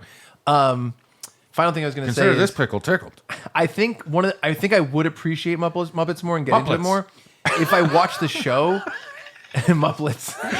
Oh God, she's pregnant with Muppets. I think Who's the father? I think Muppets are Mogwai and Mupplets are Gremlins, like the evil version of the Muppets. Yeah, if you get a Muppet wet, it makes Mupplets. But I love the concept of we're trying to do a show and that's the show. Yeah. So I think I might love like the Muppet Show and watching that because I watched it as a kid, but I had no concept for comedy and what that And is. variety shows. Yeah. Like, how could you understand that they're doing a variety show? Yeah. I for a long time when I was a child, I thought because I saw the Muppets on SNL one time, I thought the Muppet Show and SNL were the same thing. Yeah, and it's yeah. like sometimes there's no people and sometimes there's no Muppets, and I just was confused by it. Yeah. So I would like to watch that. Yeah. But yeah, man, Muppets. great. So the Jim Henson documentary, I believe, comes out Friday of this week. Okay. All right. And just that's why we Don't tell did me this. the ending. We're gonna watch together. We're gonna cry. Oh, yeah. We're very sobby boys. Yeah, Sobby Soggy Boys. Yes. Yes. Well, that's it, man. Nice. Another pitch doctors. And we've learned if we split the recording of an episode, it is very long. Yep. Because we just did a whole episode for the final third. Gonna make a comment that I'm like, I thought this was supposed to be a tight 25. It's not. I know. Well, folks out How there, many times have you said that, Brad? How many times have you said, I thought this was going to be a tight 25? twice. As you walk out of the restaurant. as he walks out of the restaurant with a loose 63. Twice. And he's like, and he looks in his pocketbook and goes, I didn't even need to bring this.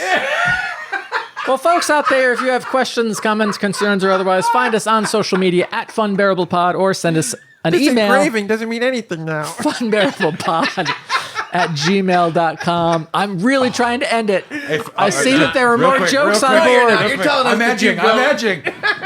I really want to do this now. If we had a prank phone call, like little group, if we were the Jerky Boys, right? Yes. If we were the Jerky Boys, Funny Boys. it would be called. I would be calling Things Remembered, saying, "I have a little metal Let's butt do plug. some prankies. And I would like to put a Bible quote on it. We should do some prank phone calls. I would do it in a second. Maybe that's a special episode. Yeah, maybe it is. Behind the paywall. I feel like First, we got to build that wall. I feel like we're going to film an episode, and it's going to be the two of you here with one phone on speaker, and then a hidden camera in my. Hello. This is Brad. I guess I could learn how to engrave. What do you mean? My cursive sucks. For Ray Harrington and Chuck Staten, I'm Brad Rohr saying thank you so much, and we're sorry for being Funbearable. I can't believe we talked about the Muppets for so long, and we never got Brad to do his signature. I was doing it up here so much of the time.